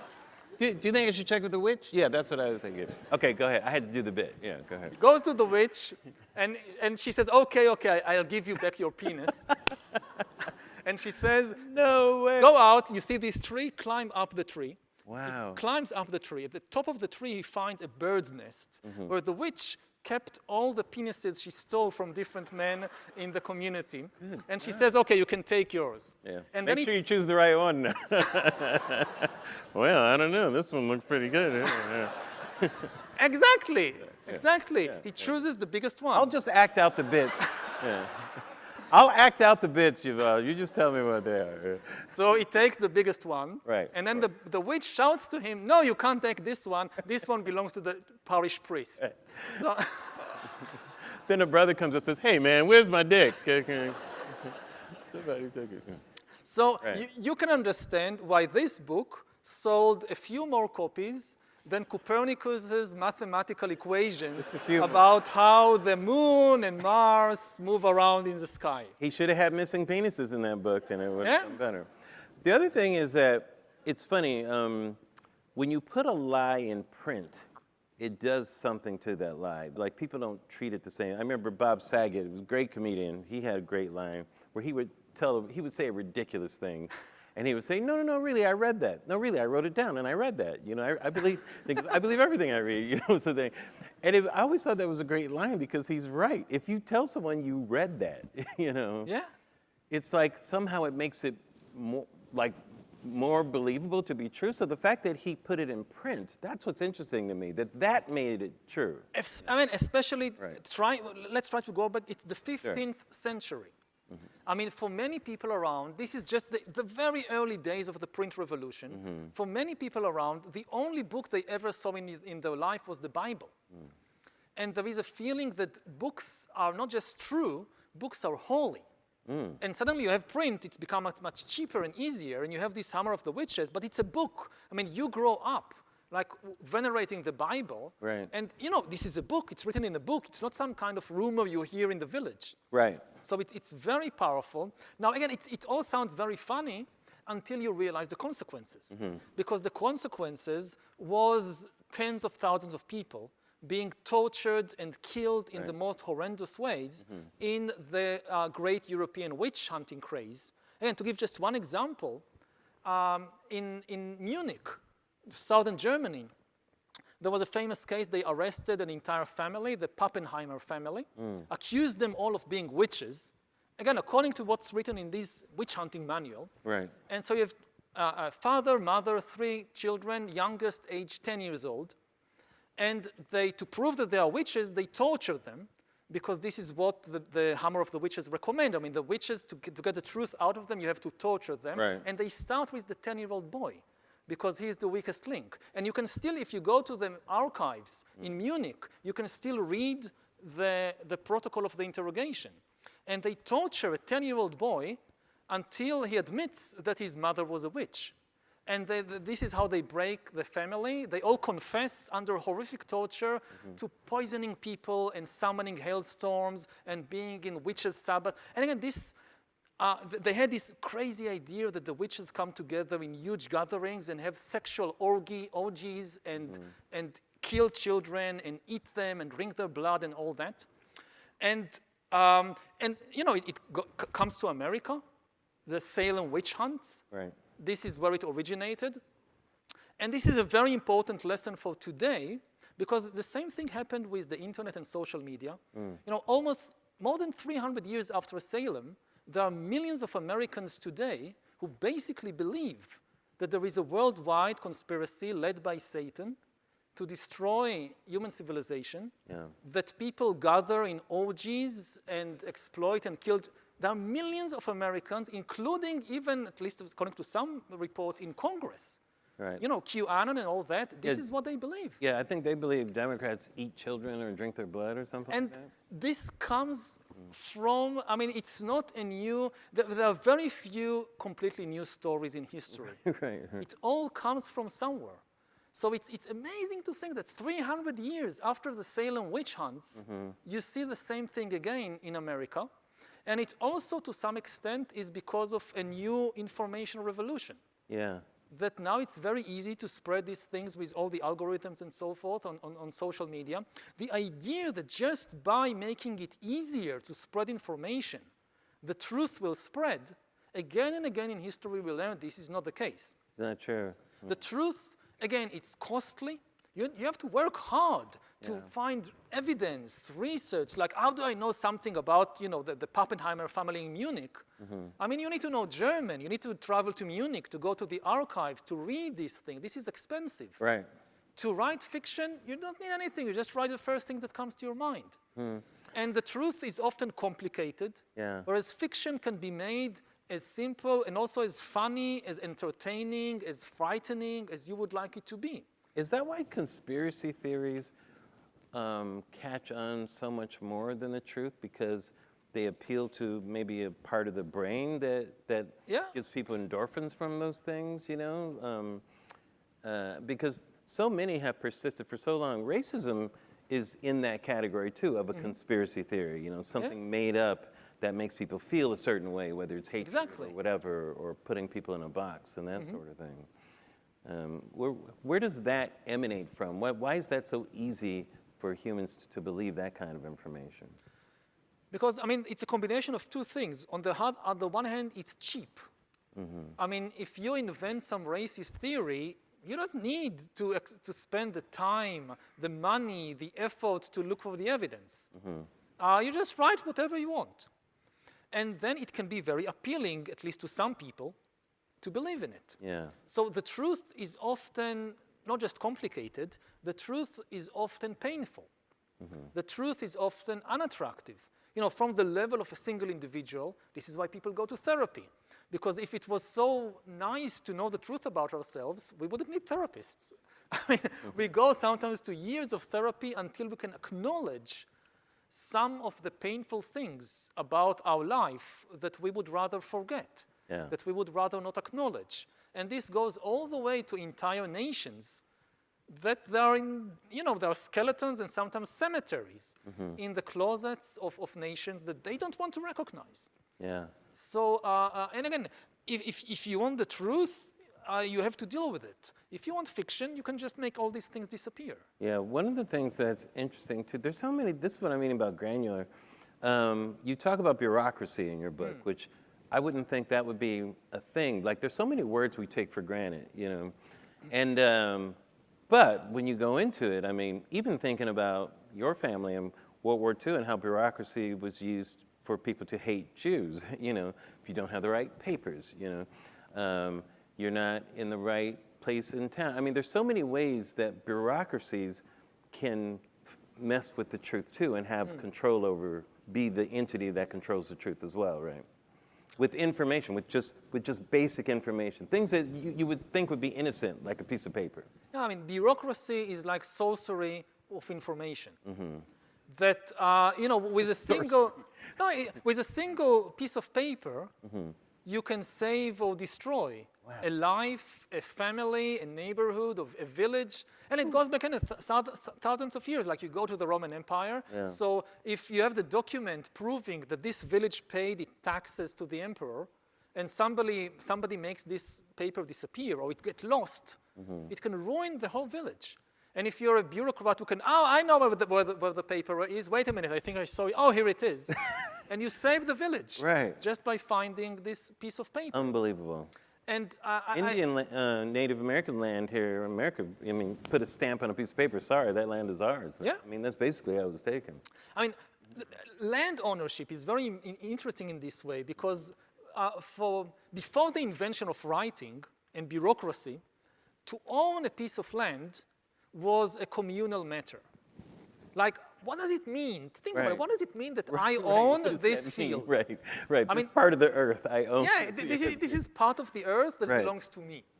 What does it mean? Right, that's so true. Wow, It means that your neighbors, the people around you, agree that this is yours, and they agree by certain actions. Like, they don't graze their goats there, or they don't pick fruits there without your permission, because they acknowledge, oh, this field, it belongs to him. Or they don't let witches collect penises there. Exactly. That's their decision. Right, But ownership is a communal matter. Right. So on the one hand, it limits private property rights. You can only do with the land what the community agrees you can do with it. And it also limits the power of a distant king or emperor to say kind of levy taxes on the village, because how can the distant king know who owns what and how much to take? There is no paper trail. Now, then writing is invented, again, 5,000 years ago in Mesopotamia, and the meaning of ownership changes. Then, in ancient Mesopotamia, suddenly, to own a field means that there is a clay tablet, they wrote on clay tablets, which are basically chunks of mud. You're right. There is a chunk of mud that says this field is mine. Like there is an official document, an official chunk of mud that some bureaucrat wrote, this field belongs to Yuval. Stamp, that's it. This is now the meaning of ownership. Wow. And it means two things, contradictory in some way. On the one hand, it promotes private property rights. Because I can walk around with this chunk of mud, this field is mine, and I can now sell my field to you, even if all the neighbors disagree. You give me a goat, I give you this chunk of mud, now the field is yours. And if the neighbors don't agree, it's their problem. I can enforce this. Because this is the meaning of ownership, and it's the same today. It's a piece of paper, or it's a silicon chip. There is some silicon chip somewhere, or there is some piece of paper in Los Angeles County offices or whatever that says this is mine, and this is ownership. So private property rights suddenly become possible. At the same time, also centralized authoritarian regimes become possible, because the king in the capital city now has an archive of all these kind of chunks of mud, or pieces of paper, that tells the king who owns what. And this is the basis for the taxation system. Right, right. And you can now tax the kingdom and use the taxes to pay soldiers to enforce it. And now, of course, it should be very, very clear, it's not all bad. Bureaucracy can do bad things or good things, like any things that we invent. Right. And it's very important to understand it, because it's hard to understand bureaucracies. They're a very recent invention in human evolution. Only 5,000 years ago, the first bureaucracy. But the entire world is now built on them. And people find it hard to understand how bureaucracy functions. And this is one of the failures, by the way, of Los Angeles, of Hollywood. They make very few films about bureaucracy. Like you have all these superhero films. Sexy topic. Yeah, I mean, they have all these superhero films about Spider-Man and Superman, nothing about accountants. Right. Like super accountant that defeats the bad guys by having them fill all these forms and discovering tax evasion. Right, the Avengers, tax season. But this is how the real world functions, not with Spider-Man, with accountants. And so it's important to understand that many of the good things in life, they now rely on bureaucracies. So again, I'll tell one story. Today, one of the big conspiracy theories about bureaucracy is the deep state. Right. Yes. Whenever I hear the word deep state, I think about the sewage system. Because it's deep, the state built it. Right. It's deep, it goes under our houses and neighborhoods and all these pipes and pumps. Right. And who knows what's happening there? Like I go to the toilet, I do my thing, I flush it down, it goes into the deep state. And you're welcome, deep state. And the deep state protects my life. Yes. Because it keeps the shit It keeps it out. separate from the drinking water, at least in places where it works right. And this was not so for most of history. Yes. For most of history, especially big cities, were extremely dirty and polluted places full of epidemics. Because you have hundreds of thousands of people crammed together with their animals and with the sewage and the garbage. It's a paradise for germs. And in the 19th century, the biggest city in the world was London, suffered from repeated epidemics of cholera and dysentery, until a superhero came to the rescue called Jon Snow. Not the guy from Game of Thrones, a real-life person, Jon Snow. He was a bureaucrat with a medical background, bureaucrat doctor, and there was a cholera epidemic in London. People were dying. And he wanted to know what is causing the epidemic. Many people said it was something in the air, it was witches, it was the Jews, it was something. And he says, no, it's not the Jews, it's the water. It was witches, it was the Jews. And so I said, terrible, this was the world. Yeah. And he suspected the water. So he went around London. Just anytime he heard about somebody who died from cholera or got sick with cholera, he would rush to the place and interview either the person, or if he died or she died, they would interview the family. Where did you get your drinking water from? Right. And he was a bureaucrat. He made lists, hundreds of lists of people and where they got their water from. It's not something you see on a Netflix series, but it was one of the most important discoveries in history.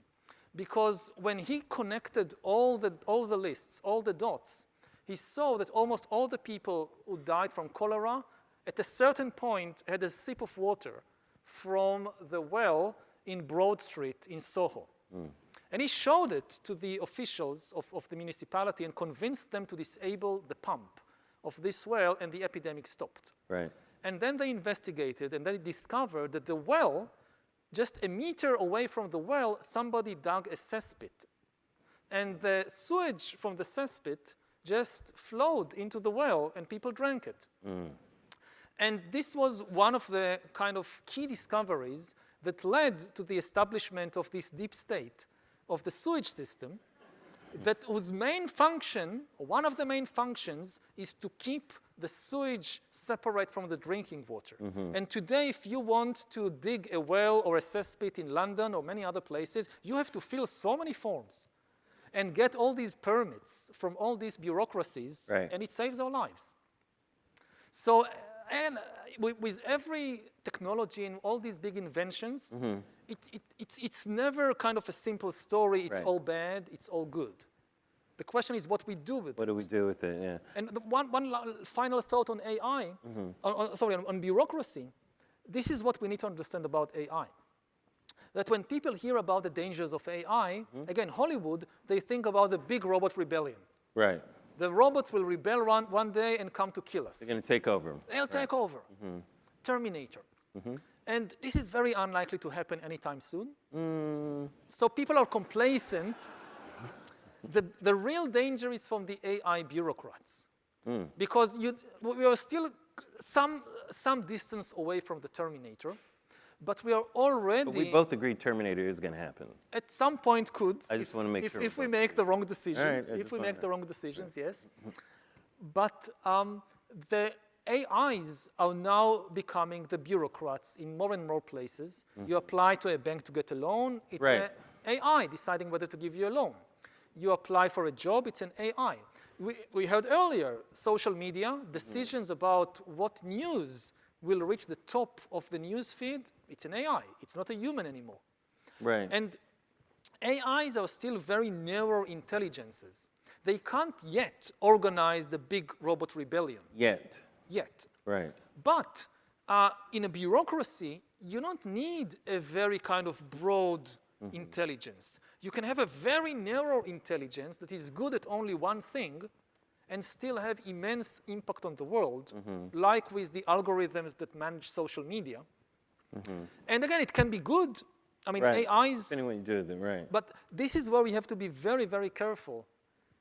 What kind of decisions these AIs are already making about our life? Well, many people involved in AI are very concerned about it. And here's a question I wanted to ask you. Maybe it's predicting the future. I'm not sure. When you think of algorithms, to me, is there like a, I don't know, maybe a harmony or kind of a sameness between algorithms and organisms, you know, when you think about how they operate, you know, because an organism, like a simple-celled organism, there's an algorithm that governs that organism. You know what I mean? So if you think about an AI, if an algorithm is governing it, is that like an organism? Is that something that can then develop and evolve on its own without interference? And who knows where that could go? Should we be concerned about the growth it can do in its own? Because all other forms of technology requires intervention in order for advancement. Is this the one type that doesn't require intervention in order for it to get out of control?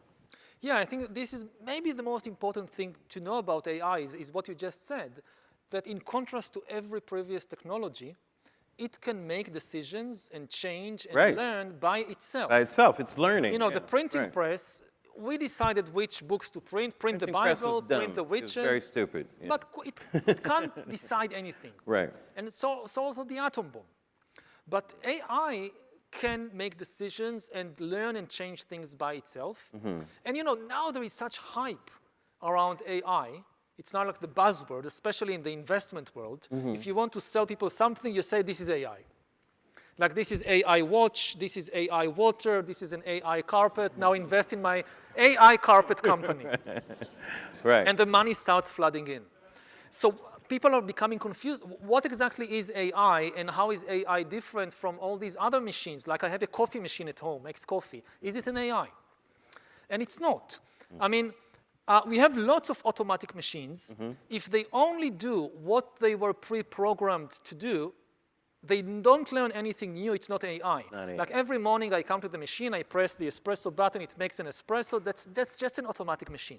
Right. It becomes an AI if one morning, like as I approach the machine, Right. before I press any button, the machine talks to me and tells me, good morning, I've been watching you for the last few weeks or months, and based on everything I've learned about you and your facial expression and the way you walk and whatever, I predict you would like an espresso. And I already took the liberty to make the espresso for you. Wow. That's an AI.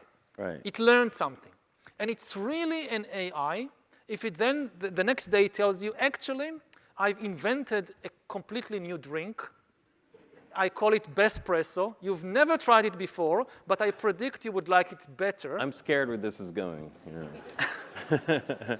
This doesn't taste that good today, Mr. Coffee. What's going on? Just drink it. Just drink it. Yeah. It's good for you. Yeah, it's good for you. It's good for Just you. Drink it. Yeah. But the ability to invent new things, like so all the people who say that if you can predict how this technology will develop, what decisions it will make, it is not an AI. Right. Our fantasy of AI, of course, my earliest one that I remember is 2001: A Space Odyssey. Yeah. You know, how the computer.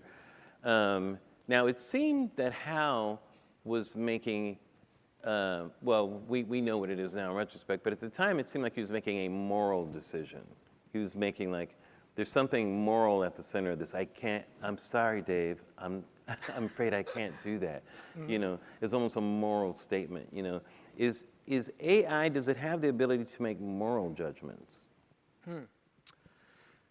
That's a very important and complex question. On the one hand, yes, it needs to make ethical judgments. Like to put a self-driving car on the road, you need to program some ethics into it. Because at least in certain situations, it will have to make an ethical decision. Like if some kid jumps on the road in front of the car, Right. and the only way to avoid hitting the kid is swerving to the side and endangering its own passenger, then the car actually needs to make an ethical decision. And you can't avoid it. The question is whether really a non-conscious entity can really understand ethics. And this is where I think that the biggest confusion about the AIs is that people tend to confuse intelligence and consciousness. AIs are highly intelligent, at least in a narrow field. They can beat us in chess. They will soon be able to drive cars better. They can invent medicines that we can't think of. This is intelligence. But it doesn't mean that they are conscious. It doesn't mean that they have feelings. Now, intelligence is the ability to pursue goals and solve problems on the way to the goal. Like you give the car the goal of getting from here to San Francisco, and the car solves problems on the way there. This is intelligence. Right. Consciousness is the ability to feel things, pain, pleasure, love, hate. Now, in humans, and also in other animals, in dogs and pigs and so forth, intelligence and consciousness go together. We actually solve problems using feelings. Evolution equipped us with feelings, not as something on the side. This is the main way we solve problems. We make decisions in life based on feelings. So in humans, intelligence and consciousness are really, they go together. And this confuses us. As computers become more and more intelligent, people tend to assume that they necessarily also become conscious, that they start feeling things. Now, and we don't know. At the present moment, we don't have any evidence that computers feel anything. And it could be that even if computers become far more intelligent than us in everything, they still won't feel anything. Like when a computer defeats me at chess, the computer is not happy. It's not joyful. During the game, it doesn't feel anxiety or it doesn't feel anything. If you think about it like, like airplanes and birds. So birds evolved for millions of years to fly using feathers. Then airplanes came along, and within 100 years, they now fly much faster and further and higher than birds, but in a completely different way. They are not on the way to developing feathers. Wait, next year they'll develop feathers. They don't. They are just, you can think about it like two evolutionary processes that never meet. They run in parallel. You have birds, you have airplanes. They are moving along different trajectories. And now airplanes, again, they fly much faster than birds. They don't have feathers. Could be the same with humans and computers and consciousness. That yes, we over millions of years developed intelligence with consciousness, and now the computers are going much faster than us, developing intelligence without any consciousness. And again, I'm not sure. It could be that they will also develop consciousness at some point. Well, could you make the argument that consciousness, what really maybe distinguishes it, I'm not an expert on this, I'm just saying that maybe the ability to reflect. To me, like, animals can feel pain, certainly that kind of stuff. Animals can show affection, you come home, your dog's like running at you, that type of thing. But I don't think my dog reflects on why I leave, Like, I don't think it's like, why did he go? I don't know. It's like, this is so weird. He does this every morning. It's like, he just leaves, Like, and I wonder if AI, if it feels, if AI figures out that the only way it can really keep getting better is to have feelings. Like, that's what I'm getting at. Like, will it figure out a way? Because here's the thing. I believe that some of the psychology, like behind getting rid of like bad habits and that kind of thing, they say if you just start saying something, your body just starts believing it, Like, I wonder if that's a thing computers can do. If it starts saying it has feelings, like what if it learns how to be jealous first, Like, jealousy is a pretty easy thing for computers, it seems. I don't know, I'm putting out these scenarios because I'm more time scared. with your smartphone than with the, Yeah, maybe jealousy is the first thing that it gets, or anger or whatever, as a way in. I mean, it can definitely mimic it. Right. I mean, again, this is a very big danger and today in the act world. of doing that, I'm saying it believes that, like, in other words, it's like, is anger really real, right? Anger is real. Is it though? Like, what is it exactly? Like, And this goes back to subjective, objective. Exactly. I mean, anger is a subjective reality. Right. I mean, I don't. It's real for the person. It's real for the person. Right. Nobody else can be sure. I can act very angrily, but you Right. can never tell whether I'm really angry inside. Exactly. And with AI, it will be the same. That's my point. Yeah. And again, this part of the problem is there are very big financial and business incentives to create AIs that mimic feelings and that can get us to be emotionally attached to them. And the AI doesn't really need to have feelings to do that. It can become excellent in faking emotions and faking intimacy, even if it's still completely non-conscious, still feels nothing. And we will not be able to tell.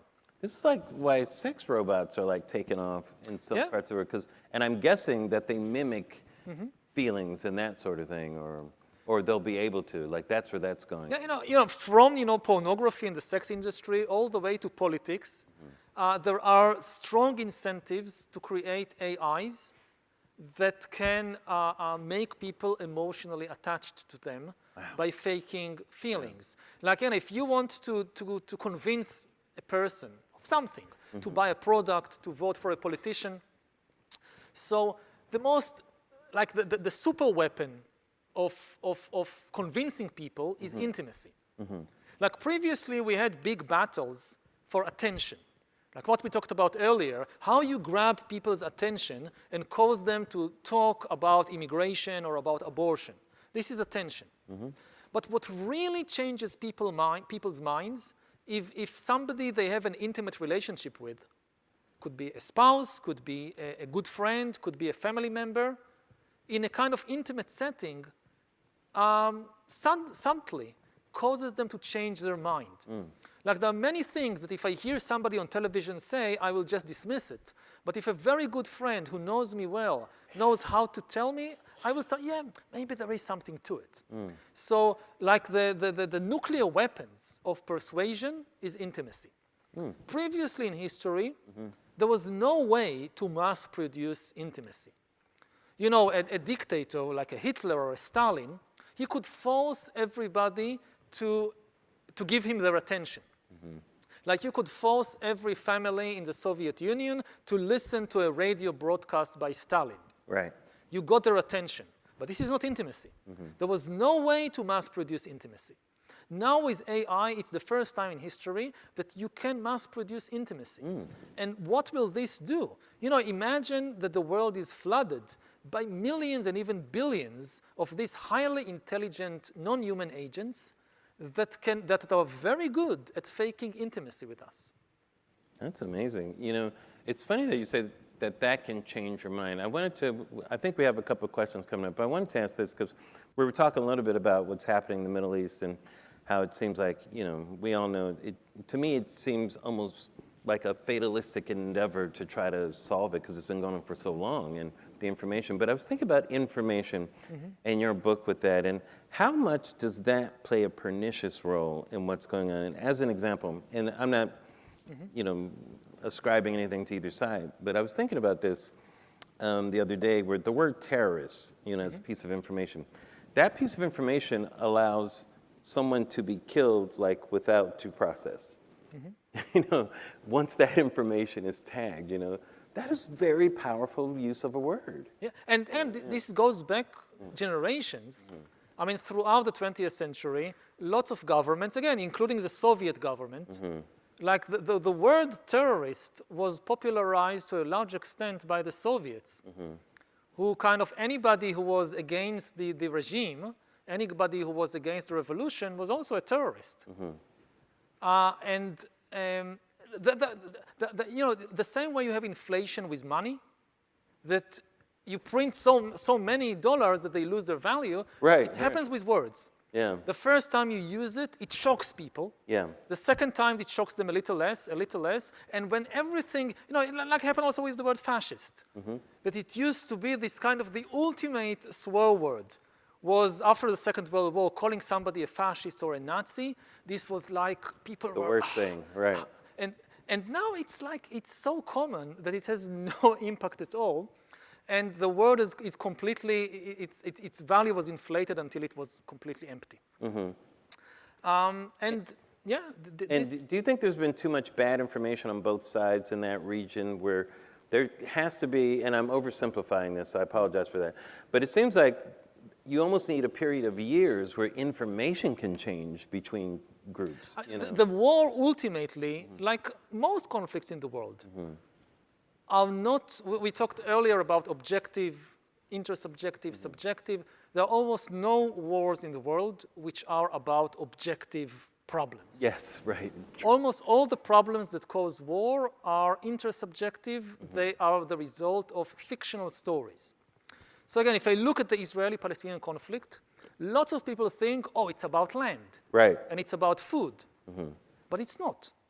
Even though it's a crowded place, the land between the Mediterranean and the Jordan River, there is actually enough land to build houses and schools and hospitals for everyone. There is not an objective lack of food, like there is tiny island, there is just not enough space there, you have to go to the sea. There is enough space. Also, there is definitely no lack of food.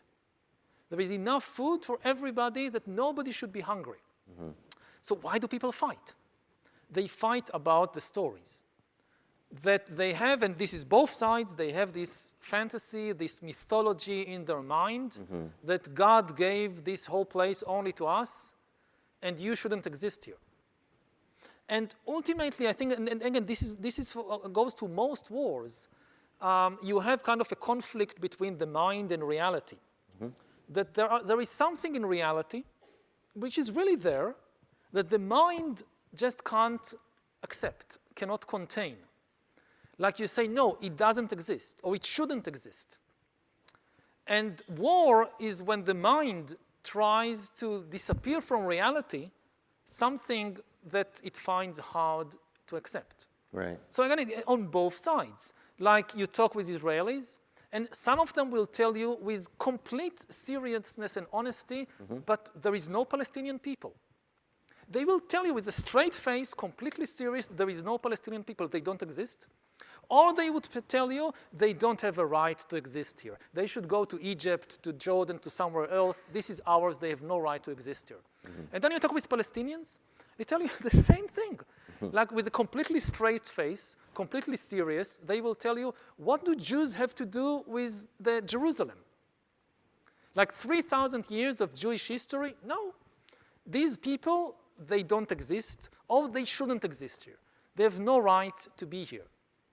And again, it's on both sides. You see this simple denial of existence, or the right to exist. And I think the first step towards any chance of peace is starting with just the acknowledgement of reality. That there are 7 million, more than 7 million Palestinians born in this place.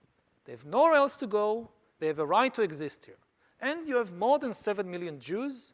The vast majority of them also were born in this place. They have nowhere else to go. They have a right to exist here. And now let's sit and talk about where the borders will be and what will be the security arrangement and how to divide the resources. But the first step is this simple acknowledgement of reality. These other people, they also exist. They also have a right to exist.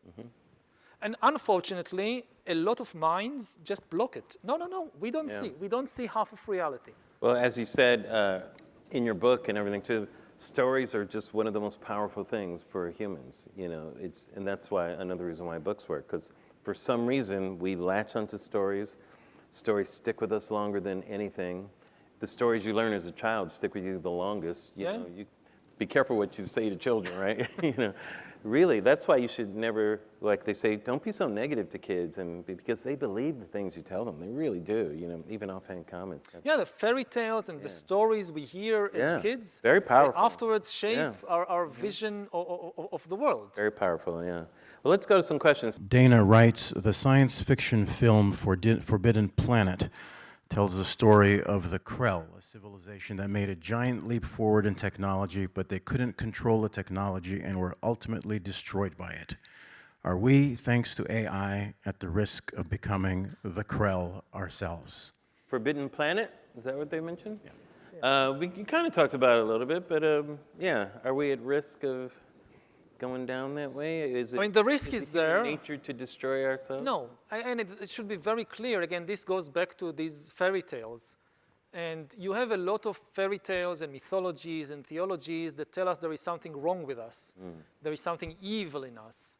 And we create things that then inevitably destroy us. And this is a very dangerous message because it causes people to despair, or it causes people to expect some outside help. Humans are evil, so we need some superhuman entity to come and save us. And then you don't take responsibility. So I don't think the problem is in human nature. The problem is in our information. Again, if you give good people bad information, they make bad decisions and self-destructive decisions. Now, with technologies like AI, the danger is definitely there. This is the most powerful technology we've ever invented. It's more powerful than nuclear weapons, again, because it can invent new stuff. An atom bomb could not invent the hydrogen bomb. But AI can invent the next generation of AIs and all kinds of weapons and whatever. But it's not deterministic. It's not like there is a script somewhere in the Hollywood above the clouds, somebody already written the script for the movie that we are just playing here. No, it's in our hands. We are the screenwriters, we are the directors. If we make the right decisions in the coming years, we can avoid the worst outcomes. And AI has enormous positive potential. This is why people develop it. Right. They are, it can provide the best healthcare in the world. It can help us deal with climate change. There is so much positive potential. If we can only avoid the worst case scenarios, this can really be a force for good. I feel if AI just focused on cancer, I mean, the way that it self-learns, I would imagine, I could honestly see something like that being cracked. Absolutely. With AI and working on it. That would be amazing. Carl asks, the titans of industry behind AI are all profit-driven. So how can they possibly be trusted to self-regulate? So it seems to me there needs to be a party independent of those invested in the financial gain from AI to oversee checks and balances, or at least ask questions. Yet the technology is so complicated, how can that entity, even if it's the big government, actually understand the true impact? His own follow-up is, and if it is government, how can we be assured that all governments will agree to the same terms? So, yeah, I mean, you can't trust the companies to just self-regulate. And many of the people who lead them, they're not evil people. They are aware of the dangers. They are, to some extent, very afraid of what they are doing, but they cannot regulate themselves. They are locked into this kind of arms race with the other companies and with the people on the other side of the ocean. So you need governments and you need the public to intervene, but then the question becomes, but we first have to understand the problem. How do you do that? So I think the first step is to establish an institution, an organization, which doesn't belong to a particular company or government. And it's not a regulatory institution. It's just observing and informing the public around the world what is actually happening. Now, for this to function, you need this institution, organization, first to be staffed with some of the best human talent in the world, and to have the budget, both to pay the human talent and also to have the most advanced technology, the toys to play with. At present, you know, the best talent in the world is immediately snatched by the big corporations that can pay salaries far beyond anything the academia or the government can. And it's not just money. I mean, many of these people are just fascinated by the technology, and they want to play with the latest toys. And the latest toys are in Google or in OpenAI or in Baidu or Tencent, so this is where they go. So to have a serious chance of really informing the public, and not just in the US, I mean, there is an even bigger problem elsewhere around the world, because AI will have different impact on different countries. The US is likely to become far more wealthy and powerful because of AI, whereas other countries could completely collapse. Their economy could completely collapse. So how do you inform everybody? And we need this kind of international organization, and we can have an agreement between governments to finance this kind of, again, it's not a regulatory institution. It's even before that. It's just finding out what is happening and informing the public so we can start having a real conversation about it. It's not a pipe dream, largely because everybody around the world is concerned about it. At least there are certain problems. You know, there are certain issues that you can never get the Americans and Chinese to agree or to trust each other. But there are problems which are common to both sides. For instance, the control problem. One of the biggest problems with AI, you create this super intelligent agent. How do you keep it under your control? Now, this is a problem for the Chinese and the Americans, for the Iranians and the Israelis. Nobody wants an out-of-control AI. It's not good for anybody.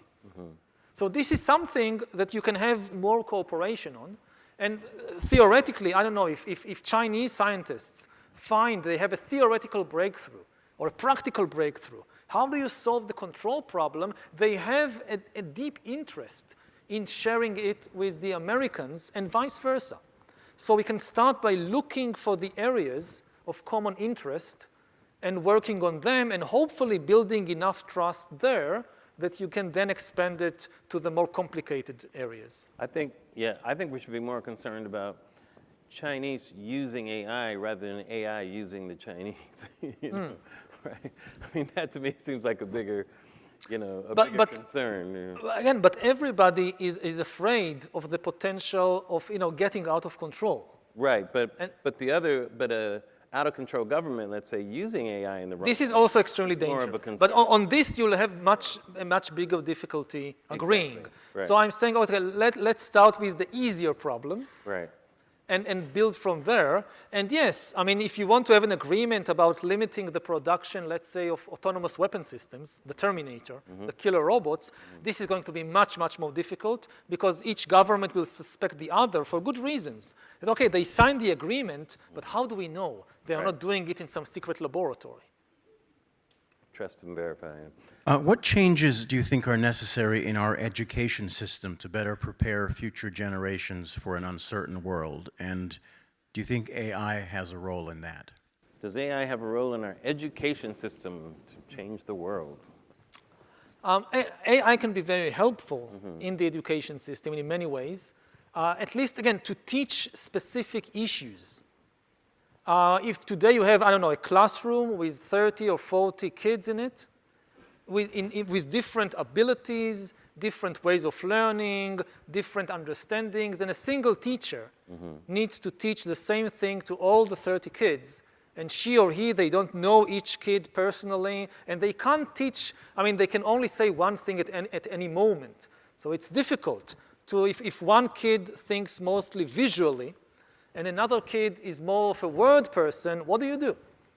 Now, AIs can help solve it because you can just, each kid can have an AI tutor that gets to know that particular child and kind of tailor the pace and the type of explanations to that particular child. Right. However, if the education system goes too far in that direction, it loses maybe the most important thing in education, which is how the social interaction. We already have too much loneliness and too much distrust in society. So maybe the most important thing that children learn in school is not during class, it's during break time, of how do you interact with the other kids, how do you learn to trust people. And this is something we saw with COVID, for instance, that with all this social isolation and learning from home, there were some, far from ideal, but at least some solutions for class. But there was no solution for the break time. Right. And this is where we feel the greatest pain of the aftershocks of the epidemics, of the epidemic. It's in the mental health, in the social health, that people who are isolated, not just kids, also adults, for weeks and months, and okay, they could still study math, but they lost the ability to play with the other kids in the school. So we have to be very, very careful when we introduce AI into the education system to remember that social intelligence and emotional intelligence is perhaps now more important than ever, because the only thing we know about the 21st century is there is going to be very rapid changes in everything. Right. So if you think, okay, I must focus on teaching kids how to code computers because this is what they'll do in 20 years, nobody has any idea. Maybe in 20 years, AI codes computers so well, you don't need any human coders. So all this narrow investment went to nothing. What they will definitely need is emotional intelligence, how to deal with an extremely rapid change in society. Also, AI could be involved in individual curriculum for children. My son is on the spectrum. He has Asperger's. And one thing I learned, when you have a child in that situation is that every child learns differently, but it's just more apparent when you have a child that's on the spectrum. And if there's an ability for different types of curriculum within the same classroom where kids can have the social interaction, but with AI, you have really the ability to almost tailor curriculum to individuals almost. Yeah. Like everybody doesn't have to learn the same way. Exactly. Right, but they can be in the same, They can be in the same space. Right. You have an hour that you learn from the AI Right. Mathematics, and different kids learn different things, and then the hour is over and they all play together. It could be interesting, yeah, who knows, yeah. Clara asks, when does information become knowledge? And how do we account for translation and interpretation in sharing information or knowledge? When does information become knowledge? Really good question, yeah. So and most information is not the truth. Information is very different from knowledge. And you need to work hard to process the information. Again, most information is junk. It's like you have a huge pile of junk and you're looking for the nuggets of truth of the precious knowledge in that junk heap. And ultimately, the only answer is institutions. I know that institutions are not popular, that people today, we have a kind of wave of distrust in institutions.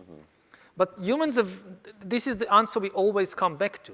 Like I talked earlier about the printing press, that it did not lead to the scientific revolution. What did lead to the scientific revolution was the very slow and complex creation of scientific institutions, like academic research centers, like academic publishers, that they developed the skill to tell the difference between reliable and unreliable information. What evidence I can believe and what is suspect. And then eventually it was the academic publishers, when they got a book or an article about witch hunting, they say, the evidence is not convincing. I know this will sell, but I'm not publishing this because I have a commitment to the truth and to knowledge. And then they got this kind of very boring treatise with mathematical equations about the movement of the planets or whatever, and they say, yes, this is the truth, we'll publish this.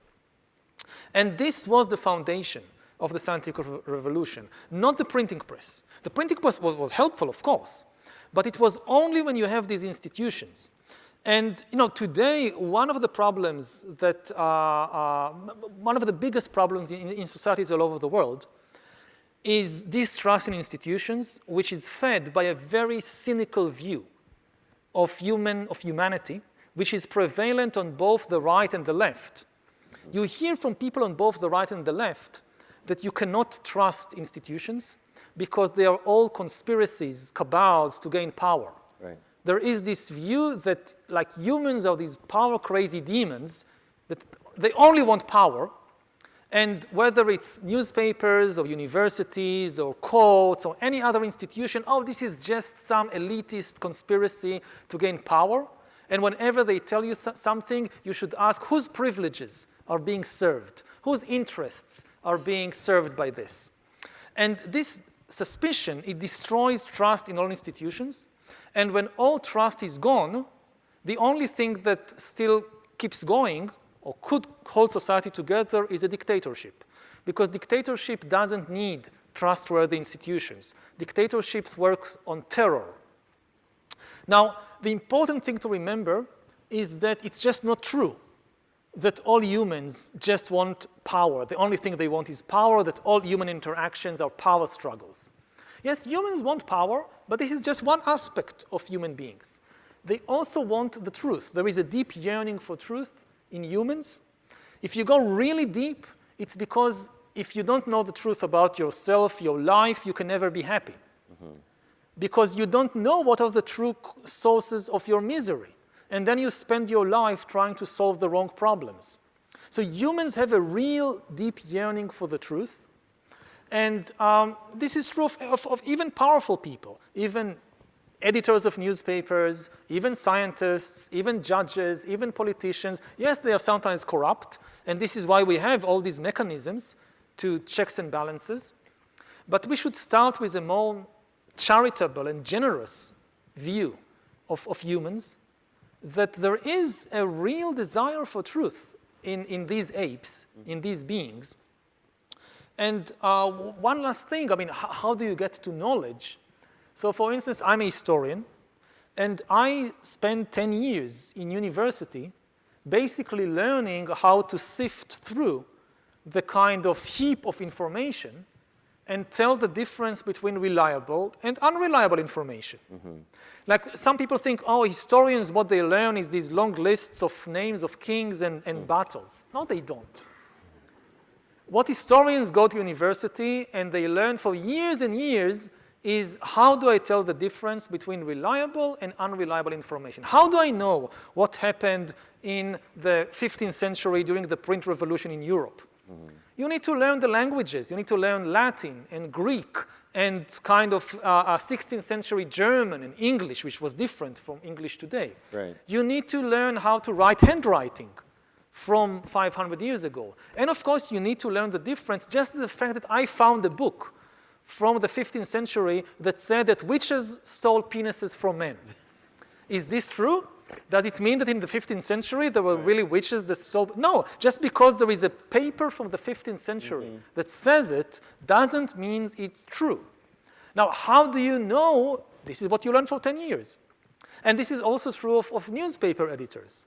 You want to be a newspaper editor, you usually learn. You go to journalism school, and then you start as a simple journalist, and you slowly make your way up the ladder.